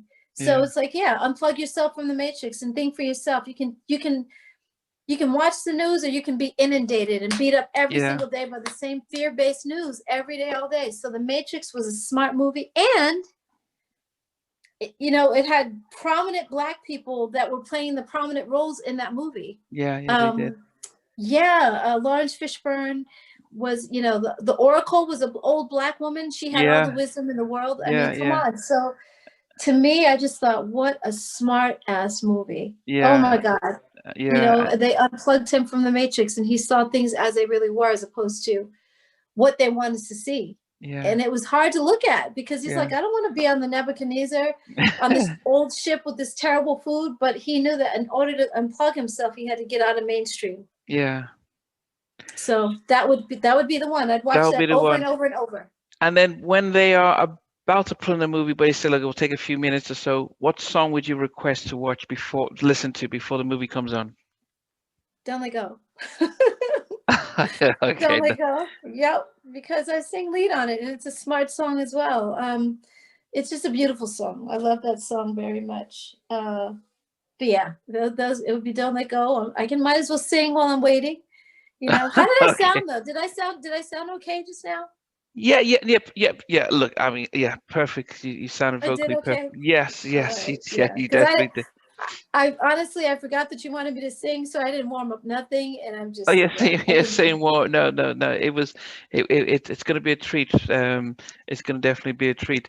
But after I know it's about quarter past midnight here, but it's been great. It's been Oh, thank you, it's Nnamdi. What a Nnamdi, name! yeah. Yeah. Thank you so much for having me. My battery's dying. You Yeah, there? no, it's Yeah. fine. Yeah. Yeah, no, it's Yeah, it was a great interview. I enjoy talk. I think you guys have a different. You do have a different point of view. And I told someone else from the UK the other day, you guys have a sense of humor that you laugh at yourselves more. You don't take life so seriously, and I like that. I could tell in the interview. Just your questions are smart, and I enjoyed it. I enjoyed myself. yeah, yeah, Yeah. yeah. No, but it's been great. I mean, as I said, I grew up loving me. I went to college. My uncle and auntie lived in Selma, Alabama, so I moved to the States in '92. Lived in Selma, Alabama. Went to junior college there. Then went to Wisconsin, Milwaukee to finish off my Wow. university, and then I moved to LA and lived in Redondo Beach for about 3 or 4 years before relocating to the UK. So. Lived in love. So I was there in the '90s and was there to Hmm. enjoy the music of the '90s and up to the mid 2000s and Yeah. but Yeah. so I've been a sort of a music fan. But as I said, I'm a trained therapist outside of that, so life coach and a therapist. But you know, but what's been challenging for me over the past couple of months, talking to musicians and singers and artists, is the Hmm. very similar stories that you're sharing. Probably not to the extent that you've had with falling out with Invoke, but Timmy Gatlin in Guy. Um, Right. LJ from Profile when they came out with Liar. Hmm. Nitty Green with Rift. They were the boys in Lean on Me. If you ever watch Lean on Me with Morgan Freeman, and he got them singing in the bathroom, singing Hmm. each other. So that's them, and they went on to Okay. form Rift, and they were with SBK, and they performed with Vanilla Ice and stuff. But yeah, the same sort of industry contracts and stuff like that, and it's really sad. So our audience are Mhm. listening to this and they're like, wow, we didn't realize, and it's that it's still been happening among And our again, black and it doesn't happen with the white artist. That's what I don't understand. It's like they want to tear us down, and if we're not smart, we allow it. yeah, no, So, definitely. so like I said, if Cindy, Terry, and Maxine would have just had my back and stood up with me against the record company, everything would have been fine. But they, like I said, held me accountable for doing a solo album and not Terry. And Yeah. it was just, I wasn't the one. I was not the one. I'm feisty. I will fight for myself every single time. There's a part of me that wonders that did you and Terry, did you seem to, was there issues between just the two of you No, okay. no. It's just when the Terry was late, sleep, Terry it's was just, sleeping with our producer, and she thought that that was okay to do. And I was the only one that would say something to her about it. Like, I don't care that you're sleeping with him. That's fine. What I care about is if you do the business that's required. You got to stand in solidarity with us. If you don't do that, you're standing with your man instead of standing with us. I have a problem with that. yeah, But those conversations didn't even come up until later, when we would try to resolve things or try to reconcile and get back as in Vogue and come back and reunite. That's when we would have those conversations. And even in the room with just the four of us, she wouldn't admit anything. Maxine and Terry and Cindy would just sit there and they wouldn't hold her accountable either. And I'm like, I'm not going to be in a group like that. I refuse to do that. yeah, So there was no beef with Terry and I. There was no problem between us at all. It's yeah, just that the record company was pissed off because I slighted them. yeah. And yeah, so. But I guess I think it's one of the things where, you know, were we lost something great, and it's just sad. But the future is What's always the life? future. As yeah, Yeah. it is life, and Yeah. yeah. I mean, But all of our parents, for the most part, most of our, oh, come on, you guys. Most of our parents have, broken up or gotten divorced when we were kids, and we didn't want them to break up, but that's life. We got to get over it and yeah, move on. And I'm so grateful because had I not left In Vogue, I wouldn't have done Lucy Pearl. Most likely, I would not have done that group. And I say that about the Beatles the same way, that had the Beatles not broken up, we wouldn't have had Imagine by John Lennon, or yeah, Paul McCartney and Wings. I mean, you got to go to grow. We can't keep it together just because we got to do save face for the public and for the fans. We have to do what's right by ourselves. And had they stood by my side, I say it over and over and over again. I've been saying it consistently for years, since I left in '97. Anytime I get in an interview, they would ask me about what happened with In Vogue, and I've been saying it since '97. They did not have my back. They kicked me out thinking that they could go on without me, and it fell apart. It wasn't my yeah, fault. yeah, So, yeah, yeah, I tried my best to stay, but they didn't want me in the group. They thought, yeah, oh, we don't need her. We can do this without her. Good luck. yeah. Had I, No, had I not, they probably would have gone on without me if Don't Let Go hadn't happened. No, because we were a group that the world knew and loved. All four of us mattered. yeah, So but with me no, I gone, think with Don't Let Go being yeah, I just said that. it's Yeah. like Tony Braxton's on Break My Heart, you know, it's like Don't Leave, but no doubts, Don't Leave. It's even Aerosmith when they had Don't Want to Lose it's one of those, because it was a Big rock, songs. it was not an Yeah. R&B song, it was Right. it It's a was a big ballad. crossover, Yep. and it got over to the pop side, and unfortunately you went after that track, you guys went and did an R&B track with Babyface, which didn't follow through with where that single was. You should have listened to, they should have done the single, said, look, Mm-hmm. we need to get David Foster, we need to get the same guys to write a couple more ballads just like this, because we're going big time. But they went back Yeah. to R&B, and I think people went from that track to the first Wow. track, and it just and it was just the three of them. It just didn't look good. It didn't make sense. Well, not like I said to you, it's also karma. Anytime you do wrong to people and you think you're going to have a blessed life after that, it doesn't work. Yeah, We've seen it so many times with people that have done wrong, and they're mean spirited, or they do something so outlandish and so mean. It's like you can't expect to have success after that. The fans were not having it. yeah, no, They weren't definitely. having it. Yeah, And God wasn't having it. I mean, if you believe in God, God was not, it was like what they did was wrong. yeah, Period. Period. It was, there's no other way to say it. Like, I've said it over and over again. I'm like blue in the face now because I've Yeah. said it over and over again. Terry did a solo album. They kept her in the group. Dawn did a solo album. They kicked me out of the group. How is that ever okay? Yeah. It's not going to work. So, and even coming back to the group, you can't come back to a situation. It's like getting back after you cheated on your wife or your wife cheats on you and you guys don't talk about it. You have to work it out. Talk about it because it hurt me. What you did to me hurt very bad. And because of what you did, the group fell apart. You guys kicked me out and the group fell apart. So the fans see us differently. They blame me for the breakup. They still blame me to this day because they don't know the truth. I'm just now getting that truth out of what happened and how they treated me. So you got to deal with it. And Terry she's not admitting anything. She doesn't want to talk about it. It's like, oh my God, wow. Yeah. So you guys don't want to hold her accountable still. After all these years, you still don't want to say, Terry, you're the one who did a solo album first. You had Denny as your man, as our producer. You were sleeping with him, and because of that, everything fell apart. It wasn't Dawn's fault. They haven't done that yet. So I don't know what to say. Well, I mean, we'll get the story out. But all right. Okay. Thank you, Nnamdi. Thank you so much for your time today too. Yeah.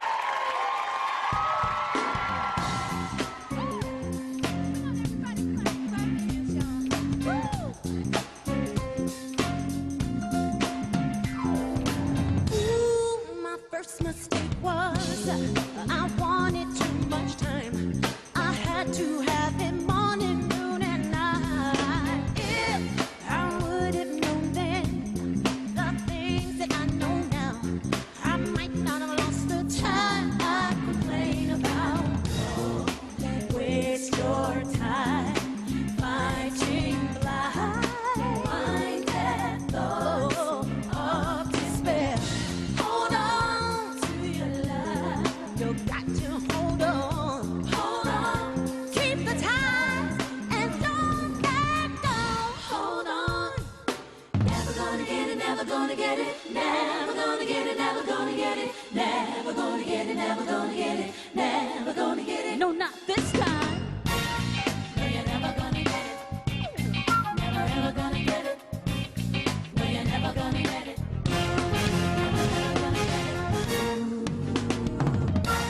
Remember how it used to be.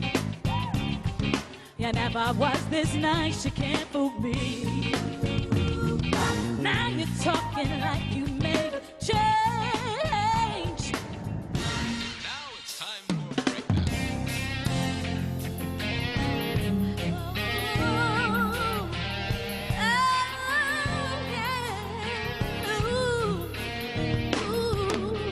What's it gonna be? 'Cause I can't pretend. Don't you wanna be old and fresh? Hold tight and don't let go. Don't let go. You have the right. Yeah. Don't let go. I often tell myself that we should be more than just friends. I know you think that if we move too soon, it would all end. I live in misery when you're not around. And I won't be satisfied till we're taking both out. There'll be heartbreak, soul shaking. There'll be some heartbreak, soul shaking. What's it gonna be? 'Cause I can't pretend. Oh no, don't you wanna be? Don't you wanna be old and fresh? Hold me tight and don't let go. Don't let go. You have the right. Don't let go. Now, what's it gonna be?